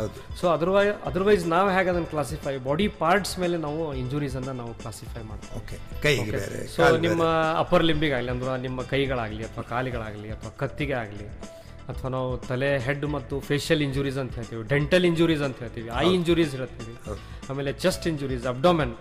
ಆಮೇಲೆ ಅದಕ್ಕಿಂತ ಮುಖ್ಯವಾಗಿ ಏನಪ್ಪ ಅಂದ್ರೆ ಕ್ರೀಡೆಯಲ್ಲಿ ಮ್ಯಾಕ್ಸಿಮಮ್ ಇಂಜುರೀಸ್ ಆಗುವಂಥ ಒಂದಂದ್ರೆ ಆ್ಯಂಕಲ್ ಮತ್ತು ನೀ ಜಾಯಿಂಟ್. ಇವೆರಡು ಬಿಟ್ಟರೆ ನೆಕ್ಸ್ಟ್ ನಾವು ಶೋಲ್ಡರ್ ಮತ್ತು ರಿಸ್ಟ್ ಜಾಯಿಂಟಿಗೆ ಬರ್ತೀವಿ. ಅದು ಬಿಟ್ಟರೆ ಬ್ಯಾಕ್ ಇಂಜುರೀಸ್. ಸೊ ಈ ರೀತಿ ಏನಪ್ಪ ಅಂತಂದ್ರೆ ಬೆನ್ನು ನೋವು ಸಾಮಾನ್ಯ ಭಾಳ ಜನ ಅನುಭವಿಸೋದು ನೋಡಿದ್ದೀನಿ. ಕಾಲು ನೋವು ಅಷ್ಟೇ, ರನ್ನರ್ ಇರ್ಬೋದು, ಫಾಸ್ಟ್ ಬೌಲರ್ಗಳಿರ್ತಾರೆ, ಹೇಳಿ.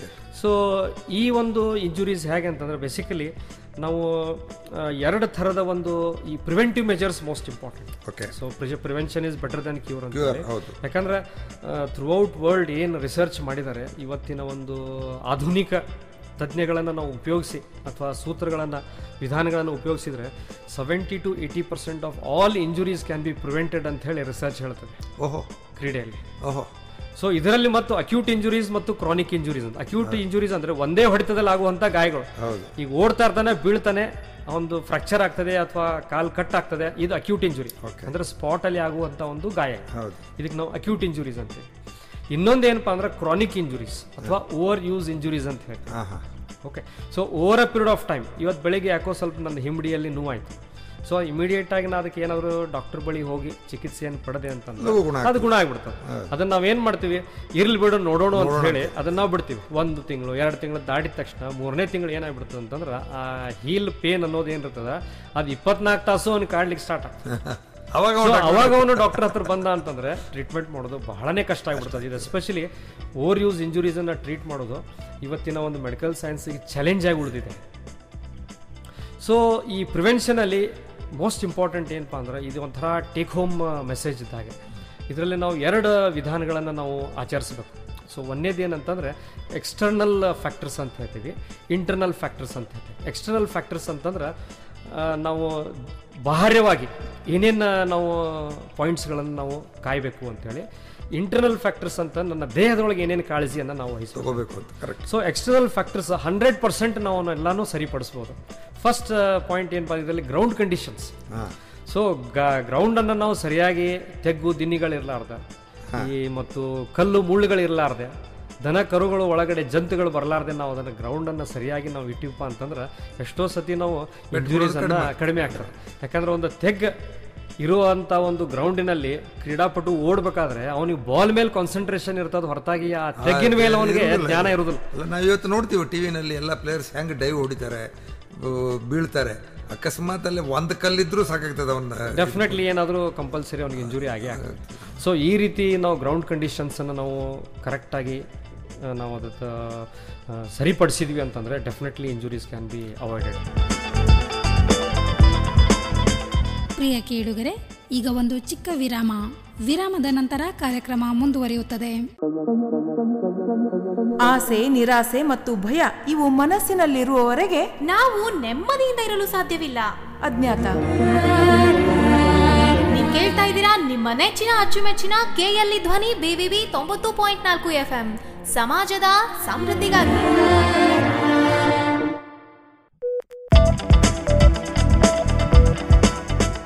ಪ್ರಿಯ ಕೇಳುಗರೆ, ವಿರಾಮದ ನಂತರ ಕಾರ್ಯಕ್ರಮಕ್ಕೆ ಆತ್ಮೀಯ ಸ್ವಾಗತ.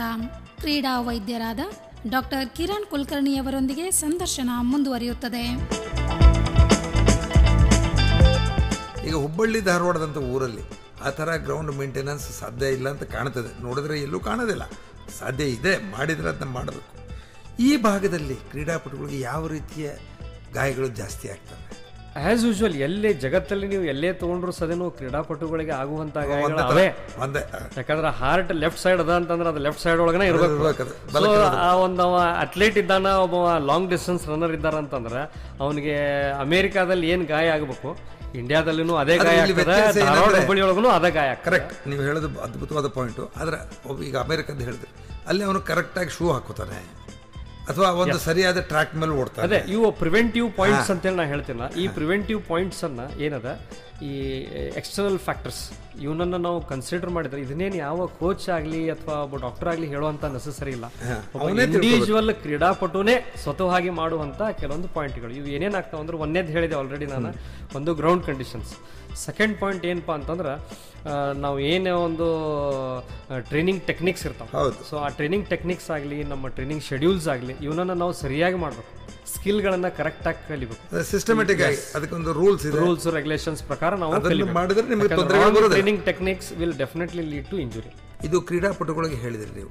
ಸಾಮಾನ್ಯವಾಗಿ ಇವಾಗ walking is the road to immortality ಅಂತ ಹೇಳ್ತಾರೆ. ಜನರಿಗೆ ಒಂದು ನಡಿಗೆ ಆರೋಗ್ಯದ ದೃಷ್ಟಿಯಿಂದ ಎಲ್ಲ ಡಾಕ್ಟ್ರು ಹೇಳ್ತಾರೆ ವಾಕಿಂಗ್ ಮಾಡ್ರಿ ಮುಂಜಾನೆ ಅರ್ಧ ತಾಸು. ಸಾಮಾನ್ಯವಾಗಿ ಮಧ್ಯಮ ವಯಸ್ಸಿನವರು, ಮುದುಕರು ಎಲ್ಲರಿಗೂ ಹೇಳ್ತಾರೆ, ಗಂಡಸರು ಹೆಂಗಸರು ಮುಂಜಾನೆ ನಡ್ಕೊಂಡು ಹೋಗೋದು ನೋಡ್ತೇನೆ. ಕೆಲವರು ಹವಾಯಿ ಚಪ್ಪಲ್ ಹಾಕೊಂಡು ನಡೀತಾರೆ, ಕೆಲವರು ಲೆದರ್ ಚಪ್ಪಲ್ ಹಾಕೊಂಡು ನಡೀತಾರೆ. ಅದಕ್ಕೆ ಎಷ್ಟೋ ಸತಿ ಹೇಳ್ತೀವಿ ನಾವು, walking is the best medicine ಅಂತ ಹೇಳ್ತೀವಿ.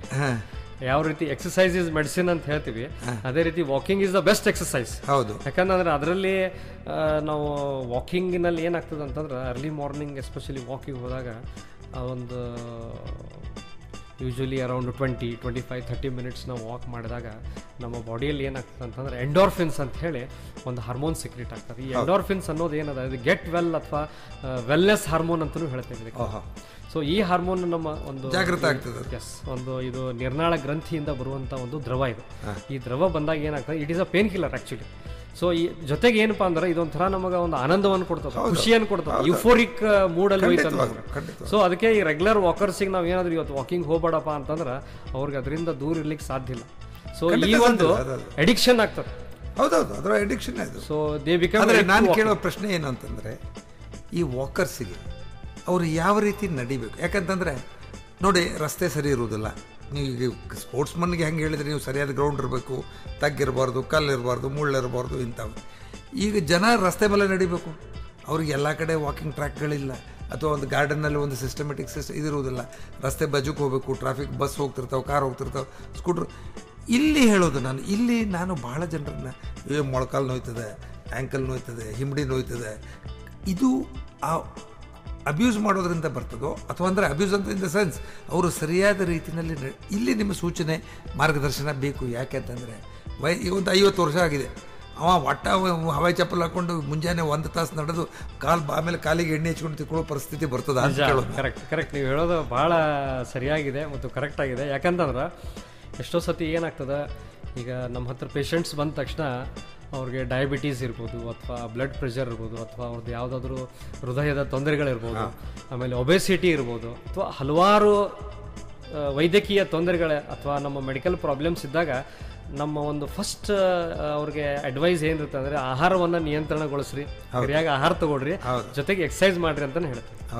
ಆದ್ರೆ ಎಷ್ಟೋ ಸತಿ ಏನ್ ಆಗ್ಬಿಡ್ತದೆ ಅಂತಂದ್ರೆ ಎಕ್ಸರ್ಸೈಸ್ ಮಾಡ್ರಿ ಅಂದ ತಕ್ಷಣ ಹುರುಪಿಗೆದ್ದು ಜಾಸ್ತಿ ಉದ್ರೇಕಗೊಂಡ ನೆಕ್ಸ್ಟ್ ಡೇ ಮಾರ್ನಿಂಗ್ ಅವ್ರ ಎಕ್ಸರ್ಸೈಸಿಗೆ ಅಥವಾ ವಾಕಿಗೆ ಹೋಗಿ ಇಂಜುರಿ ಮಾಡ್ಕೊಂಡು ಬಂದಂತ ಸನ್ನಿವೇಶಗಳಂತೂ 100ರಲ್ಲಿ 90 ಕೇಸ್ಗಳು ಆಗ್ಬಿಡ್ತವೆ. ಅದೇ ಕೇಳ್ತಾ ಇರೋದು ನಾನು. ಯಾಕಂದ್ರೆ ಒಂದು ಶೂ ಬೇಕೇ ಬೇಕಾಗ್ತದ. ನಾ ಕೇಳೋದು, ಚಪ್ಪಲಿ ಹಾಕೊಂಡು ವಾಕಿಂಗ್ ಮಾಡೋ ಸರಿನಾ ಅಥವಾ ಸ್ಪೋರ್ಟ್ಸ್ ಶೂ ಹಾಕೊಂಡು ವಾಕಿಂಗ್ ಮಾಡೋ ಸರಿ? ಯಾವಾಗಿದ್ರೂ ಪ್ರಿಫರೇಬಲಿ ಒಂದು ಒಳ್ಳೆಯ ಒಂದು ಸ್ಪೋರ್ಟ್ಸ್ ಶೂ ಅನ್ನು ಧರಿಸಿನೇ ನಾವು ವಾಕಿಂಗ್ ಮಾಡಬೇಕು. ಆಮೇಲೆ ಎಷ್ಟು ಮಟ್ಟಿಗೆ ಸಾಧ್ಯವಾಗ್ತದೆ ಅಷ್ಟು ನಾವು ಮಣ್ಣಲ್ಲಿ ವಾಕಿಂಗ್ ಮಾಡಲಿಕ್ಕೆ ಪ್ರಯತ್ನ ಮಾಡಬೇಕು. ಟಾರ್ ರೋಡಲ್ಲಿ ಏನಾಗ್ತದೆ ಅಂದ್ರೆ hard surface. So hard surface ಅಲ್ಲಿ ನಾವು ವಾಕ್ ಮಾಡೋದ್ರಿಂದ ಏನಾಗ್ತದೆ ಅಂದ್ರೆ ಹೀಲ್ ಪೇನ್ ಸ್ಟಾರ್ಟ್ ಆಗ್ತದೆ. ಒಂದ್ಸತಿ ಹೀಲ್ ಪೇನ್ ಸ್ಟಾರ್ಟ್ ಆಯ್ತು ಅಂದ್ರೆ ಆಟೋಮೆಟಿಕ್ಲಿ ಒಂದು ಜಾಯಿಂಟ್ ಇಂದ ಇನ್ನೊಂದು ಜಾಯಿಂಟಿಗೆ ಅದು ಲೋಡ್ ಟ್ರಾನ್ಸ್ಫರ್ ಆದ ತಕ್ಷಣ ನೋವು ಬರ್ತದೆ. ಸೊ ಒಂದು ಭಾಗದಲ್ಲಿ ನೋವು ಬಂದ ತಕ್ಷಣ ಏನಾಗ್ತದೆ ಅಂತಂದ್ರೆ ನಮ್ಮ ಬಾಡಿ ಒಂದು ಮೆಕ್ಯಾನಿಕ್ಸ್ ಅಲೈನ್ಮೆಂಟ್ ಅಂತ ಹೇಳ್ತೀವಿ, ಒಂದು ನಿಲುವು ಅಂತ ಹೇಳ್ತೀವಿ. ಆ ನಿಲುವು ಏನಾಗ್ತದೆ ಅಂತಂದ್ರೆ ಶಿಫ್ಟ್ ಆಗ್ತದೆ, ಅಪೋಸಿಟ್ ಸೈಡಿಗೆ ಶಿಫ್ಟ್ ಆಗ್ತದೆ. ಅಂದ ತಕ್ಷಣ ಈಗ ಬಲಗಾಲಲ್ಲಿ ನೋವಾಗಿತ್ತು ಅಂತಂದ್ರೆ ಸ್ವಲ್ಪ ದಿವಸದ ನಂತರ ನಾವು ಕುಡ್ಲಿಕ್ಕೆ ಸ್ಟಾರ್ಟ್ ಮಾಡಿದ್ಮೇಲೆ ಅದು ಎಡಗಾಲಿಗೆ ನಿಮ್ಗೆ ನೋವು ಬರ್ತದೆ. ಆದ್ರೆ ಏನಾಗ್ತದೆ ಡಾಕ್ಟರ್, ಇಲ್ಲಿ ನೀವು ಮಣ್ಣ ಮೇಲೆ ನಡೀಬೇಕಂತ ಹೇಳ್ತೀರಿ.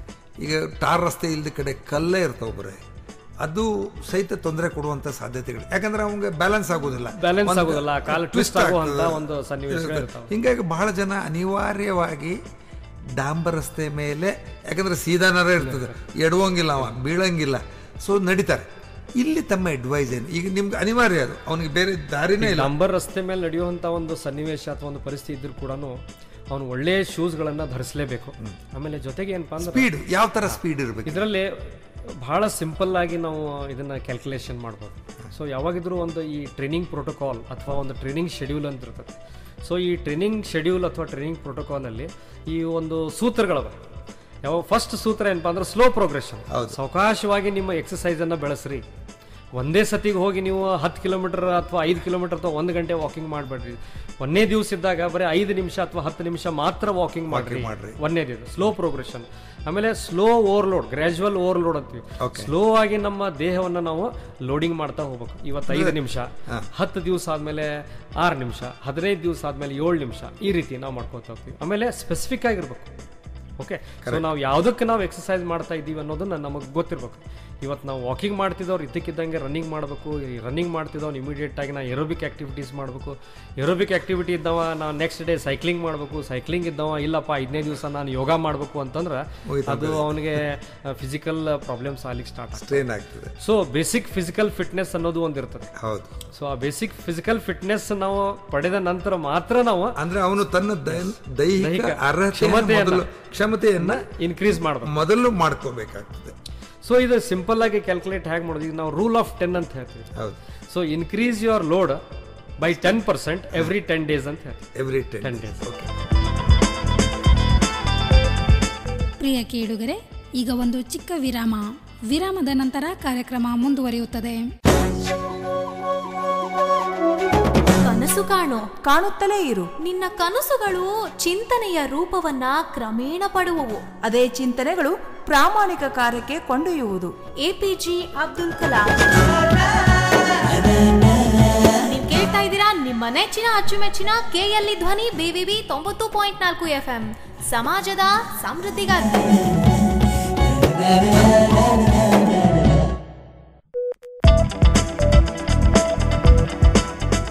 ಪ್ರಿಯ ಕೇಳುಗರೆ, ವಿರಾಮದ ನಂತರ ಕಾರ್ಯಕ್ರಮಕ್ಕೆ ಆತ್ಮೀಯ ಸ್ವಾಗತ. ಕ್ರೀಡಾ ವೈದ್ಯರಾದ ಡಾಕ್ಟರ್ ಕಿರಣ್ ಕುಲಕರ್ಣಿಯವರೊಂದಿಗೆ ಸಂದರ್ಶನ ಮುಂದುವರಿಯುತ್ತದೆ. 1 ಕಿಲೋಮೀಟರ್ಗೆ ಮೊದಲು 20 ನಿಮಿಷ ತಗೊಳ್ಳಿ, 15 ನಿಮಿಷ ತಗೊಳ್ಳಿ, ಆಮೇಲೆ 10 ನಿಮಿಷಕ್ಕೆ ಬನ್ನಿ. ಈ ರೀತಿ ಸ್ಲೋ ಆಗಿ ನಾವು ಇನ್ಕ್ರೀಸ್ ಮಾಡ್ತಾ ಹೋಗ್ಬೇಕು. ಅದಕ್ಕಿಂತ ಮುಖ್ಯವಾಗಿ ಏನಂತಂದ್ರೆ ಇದೊಂದು ನಾವು ಟ್ರೈನಿಂಗ್ ಶೆಡ್ಯೂಲಲ್ಲಿ ಒಂದು ಟ್ರೈನಿಂಗ್ ಹಾರ್ಟ್ ರೇಟ್ ಅಂತ ಹೇಳ್ತೀವಿ. ನಮ್ಮ ಹೃದಯದ ಬಡಿತದ ಒಂದು ಹಾರ್ಟ್ ರೇಟದ ಪ್ರಕಾರ ನಾವು ಈ ವ್ಯಾಯಾಮಗಳನ್ನು ಮಾಡ್ತೀವಿ. ಅವಾಗ ಮಾತ್ರ ನಾವು ಮಾಡಿರುವಂಥ ಒಂದು ವ್ಯಾಯಾಮಕ್ಕೆ ಒಂದು ಪ್ರಾಮುಖ್ಯತೆ ಬರ್ತದೆ ಮತ್ತು ನಮ್ಮ ದೇಹಕ್ಕೆ ಯೂಸ್ ಆಗ್ತದೆ. ಸೊ ಇದರಲ್ಲಿ ಹೇಗೆ ಕ್ಯಾಲ್ಕುಲೇಟ್ ಮಾಡೋದು ಅಂದ್ರೆ ಬಹಳ ಸಿಂಪಲ್ ಇದೆ. ಮ್ಯಾಕ್ಸಿಮಮ್ ಹಾರ್ಟ್ ರೇಟ್ ಅಂದ್ರೆ ಒಬ್ಬ ವ್ಯಕ್ತಿಯ ಹಾರ್ಟ್ 100% ಎಷ್ಟು ಸತಿ ಬಡಿಬೋದು ಅನ್ನೋದನ್ನ ನಮಗೆ 220 ಮೈನಸ್ ಏಜ್ 220ರಲ್ಲಿ ನಮ್ಮ ವಯಸ್ಸನ್ನು ನಾವು ಕಳೆದು ಬಿಟ್ಟಿವಿ ಅಂತಂದ್ರೆ ಅದು ಮ್ಯಾಕ್ಸಿಮಮ್ ಹಾರ್ಟ್. ಈಗ ನನ್ನ ವಯಸ್ಸು 58 ಅಂತ ಇಟ್ಕೊಳ್ಳಿ, ರೌಂಡ್ ಫಿಗರ್ 60 ತಗೊಳ್ಳೋಣ ಅಂತ. 60 ಇಟ್ಕೊಳ್ಳಿ. ಸೊ ನಾವು 60 ಇಯರ್ಸ್ ಅಂತ ಅಂದ್ರೆ ನಮ್ಮ ಕ್ಯಾಲ್ಕುಲೇಷನ್ ಪರ್ಪಸ್ಗೆ ನಾವು 60 ಇಯರ್ಸ್ ಅಂದ್ರೆ 160 ಇರ್ಬೇಕು ನನ್ನ ಹಾರ್ಟ್. ನಿಮ್ದು maximum heart rate 160. Okay. So ಈಗ ನಿಮ್ಮ 60ನೇ ವಯಸ್ಸಿಗೆ ನಿಮ್ಮ ಹಾರ್ಟಿನ ಒಂದು ಬಡಿತ ಏನಿರ್ತದ ಅದು 160 ಟೈಮ್ಸ್ ಇರ್ತದೆ. ಸೊ 160 ಟೈಮ್ಸ್ಗಿನ ಏನಾದರೂ ನಿಮ್ಮ ಹೃದಯ ಬಡಿತು ಅಂತಂದ್ರೆ ಸೊ ಅದಕ್ಕೆ ನಾವು ಫಿಬ್ರಿಲೇಷನ್ ಅಂತೀವಿ ಅಥವಾ ಅರಿದಿಮಿಯಾಸ್ ಅಂತ ಹೇಳ್ತೀವಿ. ಅಂದ್ರೆ ಅದು ಮತ್ತೆ ಎಮರ್ಜೆನ್ಸಿ ಮೆಡಿಕಲ್ ಕಂಡೀಷನ್. ಅಂದ್ರೆ ಅಷ್ಟು ಬಡದ ಹೃದಯಘಾತ ಆಗುವಂತ ಸನ್ನಿವೇಶಗಳು ಬಹಳ ಜಾಸ್ತಿ ಇರುತ್ತೆ. ಯಾಕಂದ್ರೆ ಆ ಲೆವೆಲ್ ಅನ್ನ ನಾವು ಕ್ರಾಸ್ ಆಗ್ಲಿಕ್ಕೆ ಆಗುದಿಲ್ಲ. ಅಪ್ಪಿತಪ್ಪಿ ಏನಾದರೂ ನಮಗೆ ಮೆಡಿಕಲ್ ಕಂಡೀಷನ್ಸ್ ಹಾರ್ಟ್ದು ಏನಾದರೂ ತೊಂದರೆ ಇದ್ರೆ ಈ ಒಂದು ಆಗುವಂತ ಚಾನ್ಸಸ್ ಬಹಳ ಜಾಸ್ತಿ ಆಗಿಬಿಡ್ತದೆ. ಸೊ ಅದಕ್ಕೋಸ್ಕರ ಯಾವತ್ತಿದ್ರು ನಾವು ರೆಕ್ರಿಯೇಷನಲ್ ಆಕ್ಟಿವಿಟೀಸ್ ಮಾಡ್ಬೇಕಾದ್ರೆ ಯಾವತ್ತೂ ನಾವು ಮ್ಯಾಕ್ಸಿಮಮ್ ಮಾಡಬಾರ್ದು. ಯಾವಾಗಿದ್ರು ಈ ಒಂದು ಮ್ಯಾಕ್ಸಿಮಮ್ ಹಾರ್ಟ್ ರೇಟ್ ಅಂದ್ರೆ ನಿಮ್ದು 160 ಮ್ಯಾಕ್ಸಿಮಮ್ ಹಾರ್ಟ್ ರೇಟ್ ಇದ್ದಾಗ ಇದ್ರದ್ದು ಒಂದು 50 to 60%, maximum up to 70%, 50 to 70% range ಒಳಗೆ ನಮ್ಮ ಹೃದಯ ಬಡಿತವನ್ನು ನಾವು ಮೇಂಟೈನ್ ಮಾಡಬೇಕು. ಅಂದ್ರೆ ಗೊತ್ತಾಗ್ತದೆ ನಮಗೆ ನಾನು ಎಷ್ಟು ಜೋರಾಗಿ ನಡೆದ್ರೆ ನನಗೆ ಏದು ಉಸಿರು ಬರ್ತದೆ ಅಥವಾ ನಂಗೆ ತ್ರಾಸ ಆಗ್ತಾ ಇದೆ ಅಂತ ಅವಾಗ ಸ್ಲೋ ಮಾಡಬೇಕಾಗ್ತದೆ. ಸೊ ಇದರಲ್ಲಿ ನಾವು ಒಂದು ರೆಕ್ರಿಯೇಷನಲ್ ಆಕ್ಟಿವಿಟೀಸ್, ಇನ್ನೊಂದು ಕಾಂಪಿಟೇಟಿವ್ ಆಕ್ಟಿವಿಟೀಸ್ ಅಂತಿದೆ. ಸೊ ನಾವು ಮೆಡಿಕಲ್ ಕಂಡೀಷನ್ ಇರುವಂಥ ವ್ಯಕ್ತಿಗೆ ಯಾವಾಗಿದ್ರು ನಮ್ಮ ಆರೋಗ್ಯವನ್ನು ವೃದ್ಧಿ ಮಾಡಲಿಕ್ಕೆ ಅಥವಾ ರೆಕ್ರಿಯೇಷನ್ ಸಲುವಾಗಿ ನಾವು ವ್ಯಾಯಾಮ ಮಾಡ್ತೀವಿ ಹೊರತಾಗಿ ಗಾಯಗಳು ಮಾಡ್ಕೊಂಡು ಮನೆಗೆ ಬರ್ಲಿಕ್ಕಲ್ಲ. ಆದ್ರೆ ನಮ್ಮ ಒಂದು ಇವತ್ತಿನ ದಿನನಿತ್ಯದೊಳಗೆ ಹೇಗಿದೆ ಅಂತಂದ್ರೆ ನಾವು ವಾಕಿಂಗ್ ಹೋದ್ವಿ ಏನಾರು ಮಾಡ್ಕೊಂಡ್ವಿ ಅಂತಂದ್ರೆ ಸುಮಾರು ಜನ ಮನೆಗೆ ಬಂದಾಗ ಉಷಪ್ಪ ಅಂತ ಹೇಳಿ ಮನೆಗೆ ಬಂದು ಕುತ್ಕೋತಾರೆ. ಏನಪ್ಪ ಇವತ್ತು ಸಿಕ್ಕಾಪಟ್ಟೆ ವಾಕಿಂಗ್ ಆಯಿತು, ನನಗೆ ಸುಸ್ತಾಯಿತು, ಹಿಂಬಡಿ ನೋವ್ತಾ ಇದೆ, ಬೆನ್ನು ನೋವ್ತಾ ಇದೆ, ಸೊಂಟ ನೋವು. ಅದು ಎಕ್ಸಸೈಸ್ ಅಲ್ಲ. ಸೊ ಎಕ್ಸಸೈಸ್ ಹೇಗೆ ಅಂತಂದ್ರೆ ನಾವು ವಾಕಿಂಗ್ ಮಾಡಿ ಬಂದು ಮನೆಗೆ ಬಂದ ತಕ್ಷಣ ನಮ್ಮ ದೇಹದಲ್ಲಿರುವಂಥ ಎಲ್ಲ ಬ್ಯಾಟ್ರಿಗಳು ಆನ್ ಆಗಬೇಕು. ಡೇ ನಿಮ್ದು ಫ್ರೆಶ್ ಆಗಿರ್ಬೇಕು, ಎನರ್ಜಿ ಫುಲ್ ಆಗಿರ್ಬೇಕು ನಾವು. ಅದು ಎಕ್ಸಸೈಸ್. ಸೊ ಈ ಎಕ್ಸಸೈಸ್ ನಾವು ಈ 50 to 70% ರೇಂಜ್ದಲ್ಲಿ ಮಾಡಿದಾಗ ಮಾತ್ರ ನಮ್ಗೆ ಈ ಒಂದು ಖುಷಿ ಸಿಗ್ತದೆ. ನಾವು 70% ಕ್ರಾಸ್ ಆದ ತಕ್ಷಣ ಏನಾಗ್ತದೆ ಅಂತಂದ್ರೆ ನಮ್ಮ ದೇಹಕ್ಕೆ ನಮ್ದು ಎಕ್ಸಾಷನ್ ಸ್ಟಾರ್ಟ್ ಆಗ್ತದೆ. ಅಂದ್ರೆ ಬರ್ಡನ್ ತಗೊಳ್ಳೋದಿಲ್ಲ, ಅದು ಆ ವಜ್ಜನ್ನ ಹೊರಲಿಕ್ಕೆ ಆಗೋದಿಲ್ಲ. ಇನ್ನೊಂದು ಮುಖ್ಯ ವಿಷಯ ಇದೆ. ಈಗ ಬೆಳಗ್ಗೆ 6 ಗಂಟೆಗೆ ಅವನು ವಾಕಿಂಗ್ ಹೋಗ್ತಾನಂತಿಟ್ಟು ಅವನು ಖಾಲಿ ಹೊಟ್ಟೆನಲ್ಲಿ ಹೋಗಬೇಕೋ ಅಥವಾ ಏನಾದ್ರು ಒಂದು ಲೈಟಾಗಿ ಒಂದು ಅರ್ಧ ಗ್ಲಾಸ್ ಹಾಲು ಅಥವಾ ಒಂದು ಗ್ಲಾಸು ಲಿಂಬೆಹಣ್ಣು ಜೇನುತುಪ್ಪನೋ ಅಥವಾ ಇನ್ನೇನಾದ್ರು ಪ್ರೋಟೀನ್ ಡ್ರಿಂಕ್ ಆ ಥರದ್ದೇನಾದ್ರು ತಗೋಬೇಕಾ? ಹೌದು, ನಿಜ. ಯಾಕಂದ್ರೆ ಯೂಶ್ವಲಿ ನಾವು ರಾತ್ರಿ 9 ಅಥವಾ 10 ಗಂಟೆಗೆ ಊಟ ಮಾಡಿದ ಮಲಗಿದ ತಕ್ಷಣ ನಿಯರ್ಲಿ 6 to 8 hours ನಮ್ಮ ಬಾಡಿ ಏನಾಗಿರ್ತದೆ ಅಂತಂದ್ರೆ we would be drain of energy. ಹೌದು. ಸೊ ಆ ಎನರ್ಜಿ ಇರದೇಲೇನೆ ನಾವು ಏನಾದರೂ ಬೆಳಗ್ಗೆ ಎದ್ದ ತಕ್ಷಣ ಖಾಲಿ ಹೊಟ್ಟೆಯಲ್ಲಿ ಏನಾದರೂ ನಾವು ಗ್ರೌಂಡಿಗೆ ಹೋದ್ವಿ ಅಂತಂದ್ರೆ ನಮಗೆ ಸ್ವಲ್ಪ ಎನರ್ಜಿ ಕಡಿಮೆ ಇರ್ತದೆ. ಅವಾಗ ನಮಗೆ ಸುಸ್ತತೆ ಅನ್ನೋದೇನದ ಏನು ಸಜೆಸ್ಟ್ ಮಾಡ್ತೀರಿ ನೀವು? ಏನು ಸೊ ಎದ್ದ ತಕ್ಷಣ ಆಲ್ವೇಸ್ ಏನಪ್ಪಾ ಅಂದ್ರೆ about 200 to 300 up to 400 ml ವರೆಗೂ ನಾವು ನೀರನ್ನು ಸೇವನೆ ಮಾಡಬೇಕು. ಫಸ್ಟ್ ಮಾಡಿದ ತಕ್ಷಣ ಏನಪ್ಪಾ ಅಂದ್ರೆ ಆದರೆ 1-2 ಬಿಸ್ಕೆಟ್ ಅಥವಾ 1 ಕಪ್ ನಾವು ಈ ನೀರಿನಲ್ಲಿ ಒಂದು ಹಾಫ್ ಸ್ಪೂನ್ ನಿಂಬೆಹಣ್ಣಿನ ರಸನ ಅಥವಾ 1 ಸ್ಪೂನ್ ಅಥವಾ 2 ಸ್ಪೂನ್ ಜೇನುತುಪ್ಪವನ್ನು ಬೆರೆಸಿ ನಾವು ತೆಗೆದುಕೊಂಡು ಹೋದಿವಪ್ಪ ಅಂತಂದ್ರೆ ಏನಾಗ್ತದೆ ಅದೊಂದು ಚೂರು ದೇಹಕ್ಕೆ ಎನರ್ಜಿಯನ್ನ ಕೊಡ್ತದೆ. ಸೊ ಕ್ರೀಡಾಪಟುಗಳಿಗೆ ನಾ ಏನ್ ಹೇಳ್ತೀನಿ ಅಂದ್ರೆ ಇದು ಜನರಲ್ ಬಗ್ಗೆ, ಯಾಕಂದ್ರೆ ಅವ್ರಿಗೆ ನಾವು 20 to 30 minutes ಅಷ್ಟೇ ನಾವು ವ್ಯಾಯಾಮ ಮಾಡ್ರಿ ಅಂತ ಹೇಳ್ತೀವಿ. ಮ್ಯಾಕ್ಸಿಮಮ್ 40 ಮಿನಿಟ್ಸ್ಗಿನ ಜಾಸ್ತಿ ವ್ಯಾಯಾಮ ಮಾಡೋದು ನೆಸೆಸರಿ ಇಲ್ಲ. 1.5 ತಾಸು ವಾಕ್ ಮಾಡೋದು ಏನು ನೆಸೆಸರಿ ಇಲ್ಲ.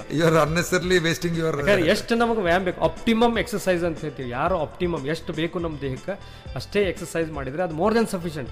ಅದಕ್ಕಿಂತ ನಾವು ಜಾಸ್ತಿ ಮಾಡಿದೀವಪ್ಪ ಅಂತಂದ್ರೆ ಏನಾಗ್ತದೆ ನಮ್ಮ ದೇಹಕ್ಕೆ ಬರ್ಡನ್ ಆಗ್ತದೆ. ಇಂಜುರೀಸ್ಗಳನ್ನ ಆಹ್ವಾನ ಮಾಡ್ತೀವಿ, ನಾವು ಗಾಯಗಳನ್ನು ಆಹ್ವಾನ ಮಾಡಿದಾಗ. ಕ್ರೀಡಾಪಟುಗಳ ಬಗ್ಗೆ ಹೇಳಿ, ಯಾವ ತರ ಬೆಳಿಗ್ಗೆ ತಗೊಂಡು ಹೋಗಬೇಕು? ಕ್ರೀಡಾಪಟುಗಳು ಯಾವಾಗಿದ್ರು ಎದ್ದ ತಕ್ಷಣ ಮೊದಲು ನೀರನ್ನೇ ಸೇವನೆ ಮಾಡಬೇಕು. ಸೇವನೆ ಮಾಡಿದ ತಕ್ಷಣ ಗ್ರೌಂಡಿಗೆ ಹೋಗೋಕೆ ನಾವು ಮುಂಚಿತವಾಗಿ 1 ಅಥವಾ 2 ಬಾಳೆಹಣ್ಣು ತಿನ್ನಲಿ ಅಥವಾ 1 ಗ್ಲಾಸ್ ಹಾಲಿಗೆ ಒಂದು ನಮ್ಮ ಪ್ರೋಟೀನ್ಸ್ಗಳು ಸಿಗ್ತಾವ ಅಥವಾ ಸಕ್ಕರೆ ಹಾಲನ್ನೇ ಅವ್ರು ಕುಡಿದು ಹೋಗಲಿ. ಸೊ ಈ ರೀತಿ ಏನಾದರೂ ಅಥವಾ 1-2-3 ಬಿಸ್ಕೆಟನ್ನು ತಿಂದು ಹೋಗ್ಬೇಕು ಅವರು. ಸೊ ಯೂಶ್ವಲಿ ಟೀ ಮತ್ತು ಕಾಫಿ ಅವಾಯ್ಡ್ ಮಾಡಬೇಕು ಕ್ರೀಡಾಪಟುಗಳು. ಯಾಕಂದ್ರೆ ಟೀ ಮತ್ತು ಕಾಫಿಯಿಂದ ಎಷ್ಟೋ ಸತಿ ನಮಗೆ ಎಸಿಡಿಟಿ ಆಗುವಂಥ ಒಂದು ಚಾನ್ಸ್ ಇರ್ತದೆ. ಗ್ರೌಂಡಿಗೆ ಹೋದ ತಕ್ಷಣ ಇಮಿಡಿಯೇಟ್ ನಾವು ಎಕ್ಸಸೈಸ್ ಮಾಡಿದ ತಕ್ಷಣ ಅದು ಹೊಟ್ಟೆಗೆ ಅಥವಾ ನಮ್ಮ ಇದಕ್ಕೆ ಎಸಿಡಿಟಿ ಅಥವಾ ಗ್ಯಾಸ್ ಅನ್ನುವಂಥ ಒಂದು ಏನು ನಾವು ಜನರಲ್ಲಿ ನಾವು ಕರಿತೀವಿ ಅದಾಗುವಂಥ ಒಂದು ಪಾಸಿಬಿಲಿಟೀಸ್ ಇರ್ತದೆ. ಸೊ ಅಂಥ ಸಮಯದೊಳಗೆ ಅವರು ಬೆಸ್ಟ್ ಪರ್ಫಾರ್ಮೆನ್ಸ್ ಆಗಲಿ ಬೆಸ್ಟ್ ಟ್ರೈನಿಂಗ್ ಒಳಗೆ ಅಂಡರ್ಗೋ ಅಥವಾ ಒಂದು ಪ್ರೊಸೀಜರ್ ಒಳಗೆ ತೊಂದರೆ ಆಗುವಂಥ ಚಾನ್ಸ್ ಇರ್ತದೆ. ಸೊ ಅದಕ್ಕೆ ಅದನ್ನು ಅವರು ಅವಾಯ್ಡ್ ಮಾಡಬೇಕು. ವಾಪಸ್ ಬಂದ ಮೇಲೆ ಎಷ್ಟು ಸಮಯ ಬಿಟ್ಟು ತಿಂಡಿ ತಿನ್ನಬೇಕು ಅಥವಾ ಇದನ್ನು ಮಾಡಬೇಕು. ವಾಪಸ್ ಬಂದ ಮೇಲೆ ಎಷ್ಟು ಸಮಯ ಬಿಟ್ಟಂತಲ್ಲ, ಯಾಕಂದ್ರೆ ಎಕ್ಸಸೈಸ್ ಈಗ ಹೇಗಿದೆ ಅಂತಂದ್ರೆ ಇವನ್ 40 ನಿಮಿಷ ಥ್ರೂ ದ ಎಕ್ಸಸೈಸ್ ನಾವು ನೀರನ್ನು ಸೇವನೆ ಮಾಡ್ಕೋತಾನೆ ಇರಬೇಕು. ಎವ್ರಿ 15-20 ಮಿನಿಟ್ಸ್ ನಾವು 60 to 80 100 ml 1 ಅಥವಾ 2 ಅಥವಾ 3 ಗುಟಕ ನೀರುಗಳನ್ನ ನಾವು ಕುಡಿತಾನೆ ಇರಬೇಕು. ಯಾಕಂದ್ರೆ ದೇಹಕ್ಕೆ ನೀರು ಅತಿ ಅವಶ್ಯ. ಹೌದು. ಸೊ ಅದೇ ನೀರಲ್ಲಿ ಏನಾದರೂ 1 ಲೀಟರ್ ನೀರಲ್ಲಿ 1 ಸ್ಪೂನ್ ಗ್ಲುಕೋಸ್ ಏನಾದರೂ ಅವ್ರು ಮಿಕ್ಸ್ ಮಾಡಿಬಿಟ್ರು ಅಂತಂದ್ರೆ ಓನ್ಲಿ 1 ಸ್ಪೂನ್ ಅಂದ್ರೆ 10 grams 1 ಲೀಟರ್ ನೀರಿಗೆ 10 grams ಗ್ಲೂಕೋಸ್ ಅನ್ನು ಅವ್ರು ಮಿಕ್ಸ್ ಮಾಡಿದ್ರು ಅಂತಂದ್ರೆ it is about 8 to 10% of carbohydrate solution ಆಗ್ತದೆ. ಸೊ 8 to 10% ಕಾರ್ಬೋಹೈಡ್ರೇಟ್ ಸೊಲ್ಯೂಷನ್ ಅವರು ಸೇವನೆ ಮಾಡ್ತಾನೆ ಇದ್ರು ಅಂತಂದ್ರೆ ಅವ್ರಿಗೆ ಎಕ್ಸಸೈಸ್ ಆಗ್ತದೆ. ಮೇಲಿಂದ ವಾಟರ್ ಮತ್ತು ಎನರ್ಜಿನೂ ಸಪ್ಲಿಮೆಂಟ್ ಎರಡೂ ಸಪ್ಲಿಮೆಂಟ್ ಆಗ್ತದೆ. ಜೊತೆಗೆ ಈಗ ನೀವು ಎಷ್ಟೋ ಸತಿ ನೀವು ಮ್ಯಾಚಸ್ ಹೋಗಿ ನೋಡ್ತಾ ಇರ್ತೀರಿ, ಎಸ್ಪೆಷಲಿ ಟೆನ್ನಿಸ್ ಇದರಲ್ಲಿ ಬಾಳೆಹಣ್ಣನ್ನು ಸೇವನೆ ಮಾಡ್ತಿರ್ತಾರೆ, ಆಮೇಲೆ ಮೋಸಂಬಿ ಅಥವಾ ಈ ನಮ್ಮ ಕಿತ್ಲೆ ಹಣ್ಣನ್ನ ಸೇವನೆ ಮಾಡ್ತಾರೆ, ಆಮೇಲೆ ಈ ರೀತಿಯನ್ನ ನಾವು ಸೇವನೆ ಮಾಡ್ಕೋತಿರ್ಬೇಕು. ಎಕ್ಸಸೈಸ್ ಮುಗಿದ ನಂತರನೇ ಇಮಿಡಿಯೇಟ್ ನಾವು ಮತ್ತೆ ನೀರನ್ನ ಸೇವನೆ ಮಾಡಬೇಕು. ಜೊತೆಗೆ ಎಷ್ಟು ಬೇಗನೆ ಆಗ್ತದೆ ವಿದಿನ್ 30 ಮಿನಿಟ್ಸ್ ನಾವು ಕಾರ್ಬೋಹೈಡ್ರೇಟ್ಸ್ ಪಿಷ್ಟ ಪದಾರ್ಥಗಳನ್ನು ರೀಸಪ್ಲಿಮೆಂಟ್ ಮಾಡಬೇಕು. ಯಾಕಂತಂದ್ರೆ ನಮ್ಮ ಸುಸ್ತಾದ ಒಂದು ಸ್ನಾಯುಗಳಿಗೆ ಮೊದಲನೇ 30 ಮಿನಿಟ್ಸಲ್ಲಿ ಏನು ನಾವು ಈ ಪಿಷ್ಟ ಪದಾರ್ಥ ಕಾರ್ಬೋಹೈಡ್ರೇಟ್ಸ್ ಅಂತ ಹೇಳ್ತೀವಿ ಅದನ್ನು ನಾವು ದೇಹಕ್ಕೆ ಕೊಟ್ಟಿವಪ್ಪ ಅಂತಂದ್ರೆ ಮ್ಯಾಕ್ಸಿಮಮ್ ಅಬ್ಸಾರ್ಪ್ಷನ್ ಆಗ್ತದೆ. ಆಯಿತು ಅಂತಂದರೆ ಮತ್ತೆ ಅವ ನೆಕ್ಸ್ಟ್ ಕೆಲಸಗಳಿಗಾಗಲಿ ಅಥವಾ ಒಂದು ಸ್ಪೋರ್ಟಿಂಗ್ ಇವೆಂಟಿಗೆ ಅವ್ನು ಮತ್ತೆ ಪುನಶ್ಚೇತನೆಗೊಂಡು ಮತ್ತೆ ಅವನು ಇಮಿಡಿಯೇಟ್ ವಾಪಸ್ ಹೋಗಲಿಕ್ಕೆ ಅವನಿಗೆ ಸಾಧ್ಯತೆ ಆಗುತ್ತೆ. ಈಗ ಇಷ್ಟೆಲ್ಲ ವಿಷಯ ತಿಳಿಸಿದರೆ ಈಗ ಪೆಟ್ಟು ಬಿದ್ದಾಗ ಐಸ್ ಥೆರಪಿ ಅಂತ ಒಂದಿದೆ, ಮತ್ತೊಂದು ನೀವು ಫ್ರ್ಯಾಕ್ಚರ್ ಆದಾಗ ಟೇಪಿಂಗ್ ಸಿಸ್ಟಮ್ ಅಂತಿದೆ. ಎರಡು ಸಂಕ್ಷಿಪ್ತವಾಗಿ ಐಸ್ ಥೆರಪಿ. ಈಗ ನೋಡ್ತಿರ್ತೇವೆ ನಾವು, ಪೆಟ್ಟು ಬಿದ್ದುಕೊಂಡು ಇಮಿಡಿಯೇಟ್ಲಿ ಐಸ್ ಹಚ್ತಾರೆ. ಅದಕ್ಕೆ ಕಾರಣ ಏನು? ಅದು ರಬ್ ಮಾಡ್ತಾರೆ ಒಟ್ಟು ಏನೋ. ಈಗ ಮೊದಲಿಂದನೂ ಪುರಾತನ ಕಾಲದಿಂದ ಬಂದಂಥ ಒಂದು ಪದ್ಧತಿ ಏನಪ್ಪಾ ಅಂದ್ರೆ ಏನಾದರೂ ಗಾಯ ಆದ ತಕ್ಷಣ ನಾವು ಮೊದಲು ಬಿಸಿ ಹಚ್ತೀವಿ. ಹೌದು, ಬಿಸಿ ಕಾವು ಕೊಡ್ತೀವಿ. ಆಮೇಲೆ ಬಿಸಿ ನೀರಲ್ಲೇ ನಮ್ಮ ಎಲ್ಲರ ಮನೆಯಾಗ ಒಂದು ಶಾಖ ಕೊಡುವಂತ ವಾಟರ್ ಬ್ಯಾಗ್, ಈ ನಮ್ಮ ಬ್ರಿಕ್ಸ್ ಇಟ್ಟಂಗಿಯನ್ನ ಬಿಸಿ ಮಾಡಿ ಎಷ್ಟೋ ಇಟ್ಟಂಗಿಯನ್ನ ಸುಟ್ಕೊಂಡ ನಮ್ಮ ಹತ್ರ ಬಂದಿರುವಂತ ಕೇಸ್ಗಳನ್ನು ನಾವು ಸುಮಾರು ನೋಡಿದೀವಿ. ಆಮೇಲೆ ಈ ರೀತಿ ಬಿಸಿಯನ್ನ ಹಚ್ತೀವಿ ಅಥವಾ ಆದಂತ ಒಂದು ಗಾಯವನ್ನು ನಾವು ಮಸಾಜ್ ಮಾಡ್ತೀವಿ, ತಿಕ್ಕಿಸ್ತೀವಿ ಅದನ್ನ. ದಯವಿಟ್ಟು ಇದನ್ನ ಈ ವಿಧಾನಗಳು ಇವಾಗ ಅಬ್ಸಲ್ಯೂಟ್ ಆಗಿದೆ. ಅಂದ್ರೆ ಯಾವಾಗಿದ್ರು ಗಾಯವಾದಂತ ಒಂದು ಜಾಗಕ್ಕೆ ನಾವು ಬಿಸಿಯನ್ನು ಹಚ್ಚಬಾರ್ದು. ಒಂದನೇದ್ದು. ಎರಡನೇದೇನಂದ್ರೆ ಆ ಗಾಯವನ್ನು ನಾವು ತಿಕ್ಕಬಾರ್ದು. ಪೆಟ್ಟು ಬಿದ್ದಂತ ಒಂದು ರಕ್ತ ಬರದೆ ಪೆಟ್ಟು ಬಿದ್ದಿರ್ತದೆ, ಬಾತ್ಕೊಂಡಿರ್ತದೆ, ಸ್ವೆಲ್ಲಿಂಗ್ ಬರ್ತದೆ. ಅದಕ್ಕೆ ಫಸ್ಟ್ ಏನಪ್ಪಾ ಅಂದ್ರೆ ನಾವು ಕ್ರಯೋಥೆರಪಿ ಅಂತ ಮಾಡ್ತೀವಿ ಅಥವಾ ರೈಸ್ ಟ್ರೀಟ್ಮೆಂಟ್ ಅಂತ ಹೇಳ್ತೀವಿ ಇದಕ್ಕೆ. ಸೊ ರೈಸ್ ಟ್ರೀಟ್ಮೆಂಟ್ ಅಂದ್ರೆ RICE. ಆರ್ ಅಂತಂದ್ರೆ ರೆಸ್ಟ್. ಗಾಯಗೊಂಡಂತ ಒಬ್ಬ ಕ್ರೀಡಾಪಟು ಆಗಲಿ ಅಥವಾ ಅಂಗವನ್ನ ನಾವು ಮೊದಲು 2 to 3 ನಿಮಿಷ ಅವನಿಗೆ ನಾವು ವಿಶ್ರಾಂತಿ ಕೊಡ್ಬೇಕು. ಫಸ್ಟ್ ಅವ್ನಿಗೆ ಉಸಿರು ತಗೊಳ್ಳಿಕ್ಕೆ ನಾವು ಬಿಡ್ಬೇಕು, ಅವ್ನು ಸೆಟ್ಲ್ ಆಗ್ಲಿಕ್ಕೆ ನಾವು ಬಿಡ್ಬೇಕು. ಅವ್ನು ಫಸ್ಟ್ ಒಂದು 2-3 ಮಿನಿಟ್ಸ್ ಅವನ್ನ ರೆಸ್ಟ್ ಮಾಡಿದ ತಕ್ಷಣ ಅವನ್ನ ಆ ಒಂದು ಗಾಯವಾದಂಥ ಒಂದು ಜಾಗಕ್ಕೆ ನಾವು ಐಸ್ ಹಚ್ಬೇಕು, ಬರ್ಫನ್ನು ಹಚ್ಬೇಕು. ನಾವು ಬರ್ಫನ್ನು ಯಾವ ರೀತಿ ಹಚ್ಚಬೇಕು ಅಂತಂದ್ರೆ ಈ ಐಸನ್ನು ನಾವು ಯಾವ್ದಾದ್ರು ಒಂದು ಪಾಲಿಥೀನ್ ಕವರ್, ಒಂದು ಪ್ಲಾಸ್ಟಿಕ್ ಕ್ಯಾರಿ ಬ್ಯಾಗಲ್ಲಾಗಲಿ ಅಥವಾ ಒಂದು ಕರ್ಚೀಫಲ್ಲಾಗಲಿ ಅಥವಾ ಕ್ರೀಡಾಪಟುವಿನ ಒಂದು ಬನಿಯನ್ನೇ ಆಗಲಿ ಅದರಲ್ಲಿ ಐಸನ್ನು ಸುತ್ತಿ ಆ ಗಾಯಕ್ಕೆ ನಾವು 12 to 15 ನಿಮಿಷ ಕಟ್ಟಲೆ ನಾವು ಐಸನ್ನು ಆ ಒಂದು ಜಾಗಕ್ಕೆ ಐಸ್ ಕಟ್ಟಬೇಕು. ಐಸ್ ಮಸಾಜ್ ಅನ್ನು ಮಾಡ್ಬೇಕು. ಐಸನ್ನು ಆ ಜಾಗಕ್ಕೆ ನಾವು ತಿಕ್ಕಬೇಕು. ಐಸ್ ಹಚ್ಚೋದ್ರಿಂದ ಒಂದು 2-3 ಒಳ್ಳೆಯ ಒಂದು ಘಟನೆಗಳೇ ನಡೀತಾವೆ ಅಥವಾ ಒಳ್ಳೆಯ ಒಂದು ನಮ್ಮ ದೇಹಕ್ಕೆ ಒಳ್ಳೆತನಗಳಾಗ್ತವೆ. ಏನಪ್ಪ ಅಂದ್ರೆ ಮೊದಲೇದು ಏನಾಗ್ತದೆ, ಐಸ್ ಹಚ್ಚೋದ್ರಿಂದ ಏನಾಗ್ತದೆ ಆ ಒಂದು ಜಾಗದಲ್ಲಿರುವಂಥ ಒಂದು ನೋವು ಕಡಿಮೆ ಆಗ್ತದೆ.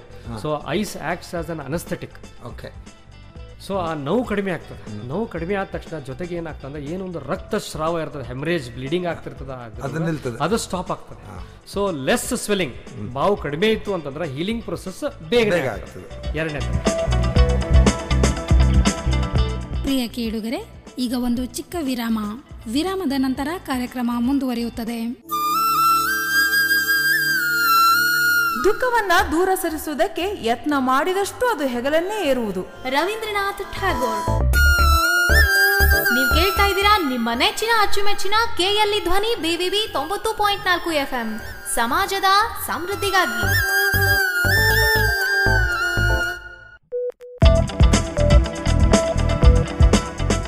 ಪ್ರಿಯ ಕೇಳುಗರೆ, ವಿರಾಮದ ನಂತರ ಕಾರ್ಯಕ್ರಮಕ್ಕೆ ಆತ್ಮೀಯ ಸ್ವಾಗತ. ಕ್ರೀಡಾ ವೈದ್ಯರಾದ ಡಾಕ್ಟರ್ ಕಿರಣ್ ಕುಲಕರ್ಣಿಯವರೊಂದಿಗೆ ಸಂದರ್ಶನ ಮುಂದುವರಿಯುತ್ತದೆ.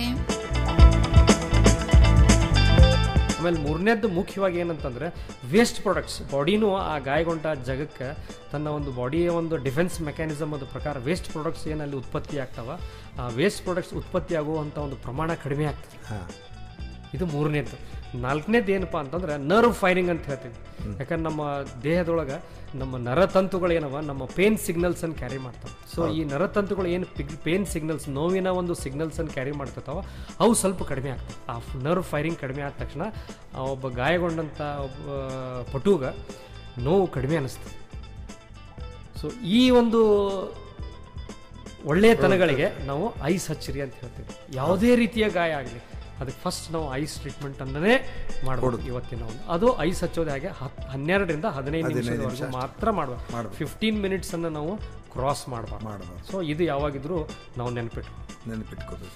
ಜೊತೆಗೆ ಈಗ ಒಂದು ಟೇಪಿಂಗ್ ಟೆಕ್ನಿಕ್ಸ್ ಅಂತ ಹೇಳಿನೂ ಒಂದು ನಮ್ಮ ಈ ಸ್ಪೋರ್ಟಿಂಗ್ ಫ್ರೆಟರ್ನಿಟಿಯಲ್ಲಿ ಒಂದು ಹೊಸ ಒಂದು ವಿಧಾನ ಅಥವಾ ಒಂದು ಟೆಕ್ನಿಕ್ ಅಂತ ಹೇಳ್ತೀವಿ. ಯೂಶ್ವಲಿ ಈ ನಮ್ಮ ಸ್ಪೋರ್ಟ್ಸ್ ಫಿಸಿಯೋಥೆರಪಿಯಲ್ಲಿ ನಾವು ಟೇಪಿಂಗ್ ಟೆಕ್ನಿಕ್ಸ್ ಅನ್ನೋದನ್ನು ನಾವು ಕಲಿತೀವಿ. ಬೇಸಿಕಲಿ ಈ ಟೇಪಿಂಗ್ ಟೆಕ್ನಿಕ್ಸ್ ಅಂತಂದರೆ ನಮ್ಮ ಏನು ದೇಹದಲ್ಲಿರುವಂಥ ಒಂದು ಎಲುವುಗಳವ, ಏನು ಸ್ನಾಯುಗಳವ, ಆ ಎಲುವು ಮತ್ತು ಸ್ನಾಯುಗಳಿಗೆ ನಾವು ಈ ಟೇಪ್ಗಳ ಮುಖಾಂತರ ಸಪೋರ್ಟನ್ನು ಕೊಡ್ತೀವಿ, ಆಧಾರವನ್ನು ಕೊಡ್ತೀವಿ. ಕುಸಿದು ಬಿದ್ದಂಥ ಒಂದು ಗೋಡೆಗೆ ಆಧಾರ ಕೊಟ್ಟು ನಿಲ್ಲಿಸಿದಾಗೆ ಯಾವಾಗ ನಾವು ಈ ಒಂದು ಟೇಪನ್ನು ನಾವು ಒಂದು ಗಾಯಗೊಂಡಂಥ ಒಂದು ಜಾಗಕ್ಕೆ ಕೊಡ್ತೀವಿ, ತಕ್ಷಣವೇ ಆ ಗಾಯಕ್ಕೆ ನೋವು ಕಡಿಮೆ ಆಗ್ತದೆ. ಸೊ ಪುನಶ್ಚೇತನೆಗೊಳ್ಳಿಕ್ಕೂ ಒಂದು ಸಾಂಪ್ರದಾಯಿಕ ವಿಧಾನ ಅಂದರೆ ಟ್ರೆಡಿಷನಲ್ ವಿಧಾನ.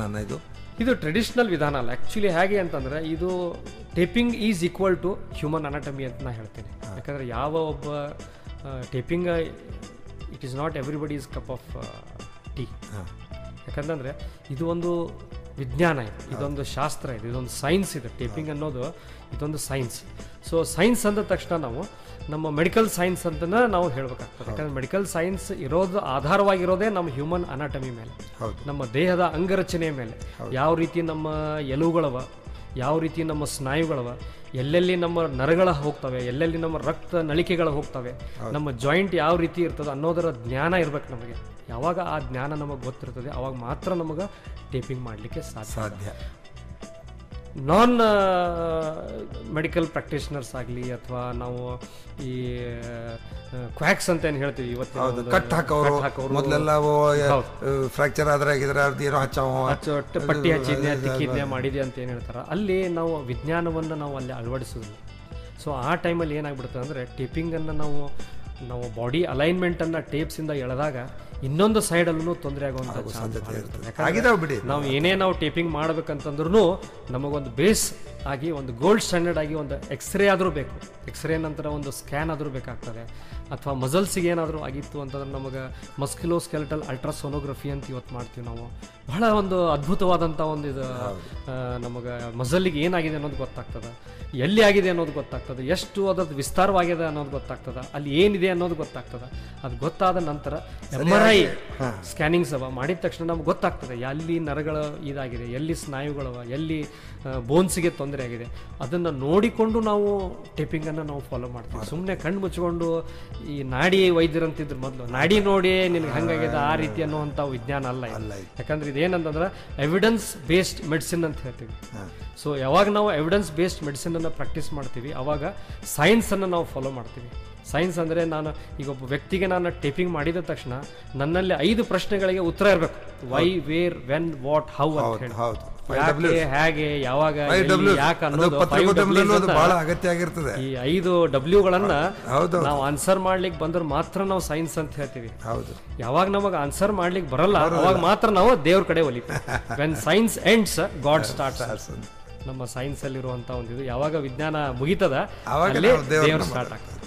ಸೊ ಅದಕ್ಕಿಂತ ಮುಖ್ಯವಾಗಿ ನಾವು ಈ ಸೈನ್ಸನ್ನು ಅಳವಡಿಸಿದೀವಿ ಅಂತಂದ್ರೆ ಸೈನ್ಸ್ ಅಂದ್ರೆ ನನ್ನ ಪ್ರಕಾರ ಏನಪ್ಪಾ ಅಂದ್ರೆ science is equal to God ಅಂತ ಹೇಳ್ತೀನಿ.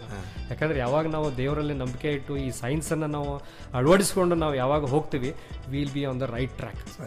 ಸೊ ಇದೇ ರೀತಿ ಏನು ಇದು ಟೇಪಿಂಗ್ ಟೆಕ್ನಿಕ್ಸ್ ಅನ್ನೋದು ಏನಿದೆ, ಸೊ ಆ್ಯಕ್ಚುಲಿ ಇದು ನಮ್ಮ ಸ್ಪೋರ್ಟ್ಸ್ ಫಿಸಿಯೋಥೆರಪಿಯಲ್ಲಿ ಇದು ಒಂದು ಟೇಪಿಂಗ್ ಟೆಕ್ನಿಕ್ಸ್ ಅನ್ನೋದು ಬಹಳ ಮುಖ್ಯವಾದಂಥ ಒಂದು ವಿಜ್ಞಾನ.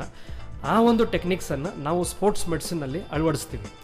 ಸೊ ಹಲವಾರು ಸತಿ ನೀವು ಟಿವಿಯಲ್ಲಿ ನೋಡಿರ್ತೀರಿ, ಎಷ್ಟೋ ಕ್ರೀಡಾಪಟುಗಳು ಟೇಪ್ಸ್ಗಳನ್ನು ಮೈಗೆ ಕಲರ್ ಟೇಪ್ಸ್ ಹಚ್ಕೊಂಡಿರ್ತಾರೆ. ಬ್ಯೂಟಿಫುಲ್ ಕಲರ್ ಟೇಪ್ಸ್ ಅನ್ನ, ಈ ಫ್ಲೋರಸೆಂಟ್ ಗ್ರೀನ್, ಯೆಲ್ಲೋ, ಬ್ಲ್ಯಾಕ್ ಈ ಟೇಪ್ಸ್ ಹಾಕೊಂಡು, ಎಸ್ಪೆಷಲಿ ನೀವು ಒಲಿಂಪಿಕ್ಸ್ ಅಲ್ಲಿ ಬೀಚ್ ವಾಲಿಬಾಲ್ ನೋಡಿದ್ರೆ ಮಾತ್ರ ನಿಮಗೆ ಡೆಫಿನೆಟ್ಲಿ ಈ ಬ್ಯೂಟಿಫುಲ್ ಬಾಡೀಸ್ ಜೊತೆ ಕಲರ್ಸ್ನು ಕೂಡ ಇವನನ್ನು ನಾವು ಕಾಣಬಯಸ್ತೀವಿ. ಜೊತೆಗೆ ಕ್ರಿಕೆಟ್ ಅಲ್ಲೂ ಇವತ್ತು ನಾವು ಕಾಣ್ತೀವಿ. ಸೊ ಈ ಟೇಪಿಂಗ್ ಟೆಕ್ನಿಕ್ಸ್ ಅನ್ನೋದೇನಿದೆ ಇವತ್ತಿನ ಒಂದು ಕ್ರೀಡಾ ಜಗತ್ತಿನಲ್ಲಿ ಅತಿ ಮುಖ್ಯವಾದಂಥ ಅಥವಾ ಈಗೊಂದು ಅವಿಭಾಜ್ಯ ಅಂಗವಾಗಿದೆ. ಸೊ ಈ ಟೇಪಿಂಗ್ ಟೆಕ್ನಿಕ್ಸ್ ಮುಖಾಂತರ ಎಷ್ಟೋ ನಮ್ಮ ದಿನನಿತ್ಯ ಆಗುವಂಥ ಗಾಯಗಳಿಗೂ ಅಥವಾ ಜನರಲ್ ಪಾಪ್ಯುಲೇಷನ್, ಸೆಡೆಂಟ್ರಿ ಪಾಪ್ಯುಲೇಷನ್ ಅಂತ ಏನು ಕರಿತೀವಿ, ಇವ್ರಿಗೂ ಕೂಡ ನಾವು ಈ ಟೇಪಿಂಗ್ ಟೆಕ್ನಿಕ್ಸನ್ನು ಅಳವಡಿಸಿದ್ರೆ so recovery time will be half. So ಯಾವುದೇ ಒಂದು ಗಾಯ, ಈಗ ಫಾರ್ ಎಕ್ಸಾಂಪಲ್ ಒಂದು ಆ್ಯಂಕಲ್ ಸ್ಪ್ರೇನ್ ಅಥವಾ ಆ್ಯಂಕಲ್ ಟ್ವಿಸ್ಟ್ ಅಂತ ಕರಿತೀವಿ. ಆ್ಯಂಕಲ್ ಟ್ವಿಸ್ಟ್ ಆದಾಗ ನಾವು ಮೆಡಿಕಲ್ ಪ್ರಾಕ್ಟೀಸಲ್ಲಿ ಏನು ನಾವು ಅವ್ರಿಗೆ ಟ್ರೀಟ್ಮೆಂಟ್ ಮಾಡ್ತೀವಿ, ಅದ್ರ ಜೊತೆಗೆ ನಾವು ಟೇಪಿಂಗ್ನೂ ಮಾಡಿದ್ವಿ ಅಂತಂದ್ರೆ ಸಾಮಾನ್ಯವಾಗಿ 1 ತಿಂಗಳು ಬೇಕಾಯ್ತು, 4 ರಿಂದ 6 ವಾರ ಆ ಒಂದು ಆ್ಯಂಕಲ್ ಇಂಜುರಿಗೆ ಟೈಮ್ ಬೇಕಾಯ್ತು ಅಂದ್ರೆ ಇಲ್ಲಿ ನಾವು 2 to 3 ವೀಕ್ಸಲ್ಲಿ ಆ ಕ್ರೀಡಾಪಟುವನ್ನು ವಾಪಸ್ ನಾವು ಮತ್ತೆ ಗ್ರೌಂಡಲ್ಲಿ 100% ಪುನಶ್ಚೇತನಗೊಳಿಸಿ ನಾವು ಕಳಿಸ್ಬೋದು ವಿತ್ ಟೇಪಿಂಗ್. ಇದೇ ರೀತಿ ಏನಪ್ಪಾ ಅಂತಂದ್ರೆ ಬರೀ ಇದಕ್ಕೆ ಮಾತ್ರ ಅಲ್ಲ, ಎಷ್ಟೋ ಸತಿ ನಮ್ಮ ಒಂದು ಆ್ಯಂಕಲ್ ಟ್ವಿಸ್ಟ್ಗಳಾಗ್ತಾವೆ. ಜೊತೆಗೆ ಈ ಸೀನಿಯರ್ ಸಿಟಿಸನ್ಸ್ ಬಗ್ಗೆ ಮಾತಾಡಿದ್ವಿ ನಾವು. ಈಗ ಸೀನಿಯರ್ ಸಿಟಿಸನ್ಸ್ ಅಲ್ಲಿ ಮೋಸ್ಟ್ ಕಾಮನ್ ಪ್ರಾಬ್ಲಮ್ಸ್ ಏನಂತಂದ್ರೆ ಒಂದು ಆಸ್ಟಿಯೋಆರ್ಥರೈಟಿಸ್, ನೀ ಜಾಯಿಂಟ್, ಆಮೇಲೆ ಮೋಸ್ಟ್ ಕಾಮನ್ ಡಿಸ್ಕ್ ಸ್ಲಿಪ್ ಆಗಿದೆ ಅಂತಲೂ ನಾವು ಹೇಳ್ತೀವಿ, ಪ್ರೊಲ್ಯಾಪ್ಸ್ ಇಂಟರ್ವರ್ಟಿಬಲ್ ಡಿಸ್ಕ್ ಅಂತ ಹೇಳ್ತೀವಿ. ಇವಕ್ಕೂ ಕೂಡ ನಾವು ಟೇಪಿಂಗ್ ಮಾಡೋದ್ರ ಮೂಲಕ ಒಳ್ಳೆ ಔಟ್ಕಮ್ ತುಂಬಾನೇ ಚೆನ್ನಾಗಿರ್ತದೆ. ಡಾಕ್ಟ್ರೇ, ಇಷ್ಟೊತ್ತಿನವರೆಗೂ ಬಹಳ ವಿಷಯಗಳನ್ನು ಹೇಳಿದ್ರಿ. ಇನ್ನೂ ಇದೆ, ಕ್ರೀಡೆಗೆ ಸಂಬಂಧಪಟ್ಟಂತೆ ನಿಮ್ಮನ್ನು ಕೇಳಬೇಕಾದ ವಿಷಯಗಳು ಇನ್ನೂ ಸಾಕಷ್ಟಿದೆ. ಮುಖ್ಯವಾಗಿ ತಾವು ವಿಶ್ವ ಮಟ್ಟದಲ್ಲಿ ಆ್ಯಂಟಿ ಡೋಪಿಂಗ್ ಅಂದರೆ ಉದ್ದೀಪನ ಮದ್ದು, ಈ ಕ್ರೀಡಾಪಟುಗಳದ್ದೊಂದು ಪಿಡುಗಿದೆ, ಅದರ ಬಗ್ಗೆನೂ ಉದ್ದೀಪನ ಮದ್ದು ವಿರೋಧಿ ಕಮಿಷನ್ದ ಸದಸ್ಯರು ತಾವಿದ್ದೀರಿ. ಅದರ ಬಗ್ಗೆ ನಾವು ಮುಂದಿನ ಭಾಗದಲ್ಲಿ ನೀವು ನಮ್ಮ ಜನರಿಗೆ ಜಾಗೃತಿ ಮೂಡಿಸುವಂಥದ್ದು, ನಮ್ಮ ಕ್ರೀಡಾಪಟುಗಳಿಗೆ ಈ ವಿಚಾರದಿಂದ ಹೇಳಿಕೊಡಬೇಕಂಥದ್ದು ಸಾಕಷ್ಟಿದೆ. ಆದರೆ ಇವತ್ತು ನೀವು ನಮಗೆ ಹಲವು ವಿಷಯಗಳ ಬಗ್ಗೆ, ಹೊಸ ವಿಚಾರಗಳ ಬಗ್ಗೆ, ಕ್ರೀಡಾ ವೈದ್ಯಕೀಯ ವಿಜ್ಞಾನ ಎಷ್ಟು ಪ್ರಮುಖವಾದದ್ದು, ನಾವು ನಮ್ಮ ದೇಹವನ್ನು ಹೇಗೆ ಕಾಪಾಡಿಕೊಳ್ಬೇಕು ಅನ್ನೋದ್ರ ಬಗ್ಗೆನೂ ವಿಷಯಗಳು ತಿಳಿಸ್ಕೊಟ್ರಿ. ಧನ್ಯವಾದಗಳು. ಕ್ರೀಡಾಪಟುಗಳ ಪರವಾಗಿ, ಹುಬ್ಬಳ್ಳಿ ಧಾರವಾಡದ ಜನರ ಪರವಾಗಿ KLE ಧ್ವನಿ ನಿಮಗೆ ಧನ್ಯವಾದಗಳನ್ನು ಅರ್ಪಿಸುತ್ತದೆ. Thank you very much doctor. ಧನ್ಯವಾದಗಳು sir. Thank you very much. ಪ್ರಿಯ ಕೇಳುಗರೆ, ಇದುವರೆಗೆ ಕ್ರೀಡಾ ವೈದ್ಯರಾದ ಡಾಕ್ಟರ್ ಕಿರಣ್ ಕುಲಕರ್ಣಿಯವರೊಂದಿಗೆ KLE ಧ್ವನಿ ನಿಲಯ ನಿರ್ದೇಶಕ ಗೋಪಾಲಕೃಷ್ಣ ಹೆಗಡೆಯವರು ನಡೆಸಿದ ಸಂದರ್ಶನವನ್ನು ಕೇಳಿದಿರಿ. ನೀವು ಕೇಳ್ತಾ ಇದ್ದೀರಿ KLE ಧ್ವನಿ BVB 90.4 FM, ಸಮಾಜದ ಸಮೃದ್ಧಿಗಾಗಿ.